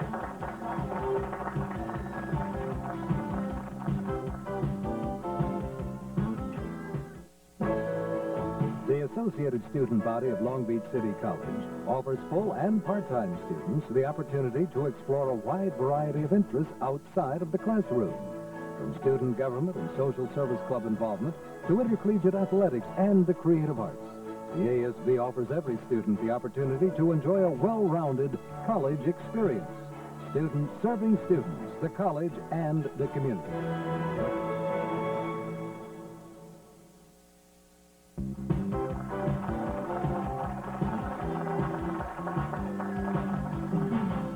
St. Anthony 180, Lakewood 105. An exciting fourth round coming up. Don't forget, we have the speed round to finish off the game, and we've seen how exciting those speed rounds have been throughout our 10-week tournament. Let me show you now how our tournament has gotten us here to the 8th week. There you see our elimination round pairings, Lakewood and Wilson, St. Anthony and Pauley. Jordan, which drew a bye through the elimination round because of their being in the finals of the winners round. Lakewood defeated Wilson, St. Anthony defeated Pauley, so that set up tonight's game. Now, the winner of tonight's game will move on into the elimination round finals where they will face Jordan. So make sure you tune in for our next game at 8 p.m. every night in Long Beach on Channel 32 and in Lakewood on Channel 44. That will be tonight's winner versus Jordan. When we left, Mike on the Lakewood team was in control of the board. Go ahead, Mike. Science. Our first question in that category here in the second half, it is worth 10 points. What is the arrangement of all the elements showing the chemical family? Geraldine. Periodic chart. Periodic chart is correct. 190 to 105. Geraldine is in control. History, please. Our fourth question in history. What European nation dominated North Africa during the mid-1800s? Jean. France. That is absolutely right. And 190 to 115, Jean, did you choose science? Our second question, it's a bonus. This could be a 20-point swing. Listen carefully. What Danish physicist discovered that a current flowing through a wire gives it magnetic properties? Jenny. Michael Faraday. Incorrect. Someone on Lakewood. Jean. Thomson. I'm sorry? Thomson. No, incorrect. It was Hans Christian Ørsted. But Jean, you're still in control. Science. Our third question in science. How many degrees is the international date line from the prime meridian? Toby. 180. 180 is correct. Go ahead, Toby, you're in control. Literature. Our sixth and last question in literature. What city was the setting for Gwendolyn Brooks' book of poems, A Street in Bronzeville? Toby. Chicago. Chicago is correct. 190, 135. Go ahead, Toby. Science. Our fourth question in science. What is a very small particle of matter with a positive electric charge? Jean. Proton. Proton is correct. 190, 145. Jean, choose. Science. Our fifth question in science, worth 10. Who was the first to theorize that matter is made up of small objects called atoms? Geraldine. Dalton. Incorrect. Someone on Lakewood. Mike. Democritus. Democritus is correct. 190, 155. Go ahead, Mike. Science. Our last question in science. What is the term for the high ground between two drainage systems? Almario. A divide. A divide is correct. 200 to 155. Almario. Let's go to geography. Our first question in geography. What nation was formerly called East Pakistan? Mike. Iran. Incorrect. Someone on St. Anthony? Almario. Iraq. No, incorrect. Bangladesh. Control of the board is with... I'm sorry, Angel, who's control of the board, please? Mike, choose a category. Geography. Geography, second question. How many time zones are there on Earth? Jenny. 24. 24 is correct, and Jenny's in control of the board. Have history. Fifth question in history. On what date was the atomic bomb dropped on Hiroshima? Jean. 1944. Incorrect. Someone on St. Anthony. Almario. 1943. Incorrect. It was August 6, 1945. Jenny, you're still in control of the board. How about geography? Third question in geography. What zone is located between the Tropics of Cancer and Capricorn? Mike. The equator. Incorrect. Someone on St. Anthony. Time's up. It's the torrid zone is the answer we were looking for. Jenny is still in control of the board. Try geography. Our fourth question in geography, worth 10 points. The total amount of living material in an ecosystem is called what? Mike. Biomass. Biomass is correct, and Mike's in control of the board. Geography. Our fifth question in geography. What is either of two times of year when the direct rays of the sun are farthest north or south of the equator? Mike. Solstice. Solstice is correct, and Mike is still in control. Oh, okay, here we go. It is time for our speed round. What is our score? St. Anthony 210, Lakewood 175. Plenty of time for either team to pull out this speed round. We have 60 seconds of rapid-fire questions. Only the first person to buzz in gets a chance to answer. A correct answer gains the team 10 points. An incorrect answer, and the team will lose 10 points. May I have 60 seconds on our speed round clock, please? Good luck to both teams. Here we go. What is the name of the empire that was ruled by the Turks? Jenny. Ottoman Empire. Correct. What is the term for a scientist who studies weather? Almario. Meteorologist? Correct. What American author wrote To Build a Fire? Geraldine. Jack London. Correct. Who was the inventor of the light bulb? Toby. Edison. Correct. What is the highest waterfall in South America? Almario. Falls. Correct. In which battle was the final German offensive of World War II halted? Almario. Bulge. Correct. What was the nickname of Will Rogers? Almario. Highway philosopher. Correct. What was the first American novel? Toby. Tower Centipede. Correct. Who was the author of The Bear? Time's up. William Faulkner. Who did Afrikaners fight in the Boer War? Time's up. The British. Sofia is the capital of what country, Geraldine? Bulgaria. Correct. Who wrote Snowbound? Geraldine. Whittier. Correct. What country was once called Siam? John. Correct. Who won the Nobel Prize for Literature in 1938? Mario. Perlis Buck. Correct. What is China's greatest desert? Jenny. Taklamakan. No, the Gobi. Who is the inventor of the phonograph? Oh, time is up. Nobody knew what's our final score. Wow, very high-scoring game. St. Anthony 290, Lakewood 205. Man. All right, big smiles on your face, I hope. It was a very tough game to lose. You had an excellent game. You've had an excellent season. And I hope we see you next year, or you guys have good luck in whatever you do. Jean, I hope you stay in our country. Give yourselves a big round of applause. It was an excellent game. All right, congratulations, defending champion St. Anthony. Now, you will play Jordan next week, and to see who will go to the finals. Will it be you? Will it be Jordan? So give yourselves a big round of applause. You played an excellent game. As always, here on the Challenge Bowl, we are giving away an Academic Challenge Bowl T-shirt to the person who correctly answered the most questions on tonight's show. And who was it, Angel? Almario. All right, Almario. There you go. And it matches your shirt and everything. Congratulations. Wear it with pride. All right, that is our game for tonight, so please don't forget to join us. Now, our next game will be this St. Anthony team versus a very good Jordan team, and the winner of that game will be in the finals. So please join us every night at 8 p.m. in Long Beach on Channel 32 and in Lakewood on Channel 44. For everyone here at the Challenge Bowl, good night. You guys played an excellent game. Really.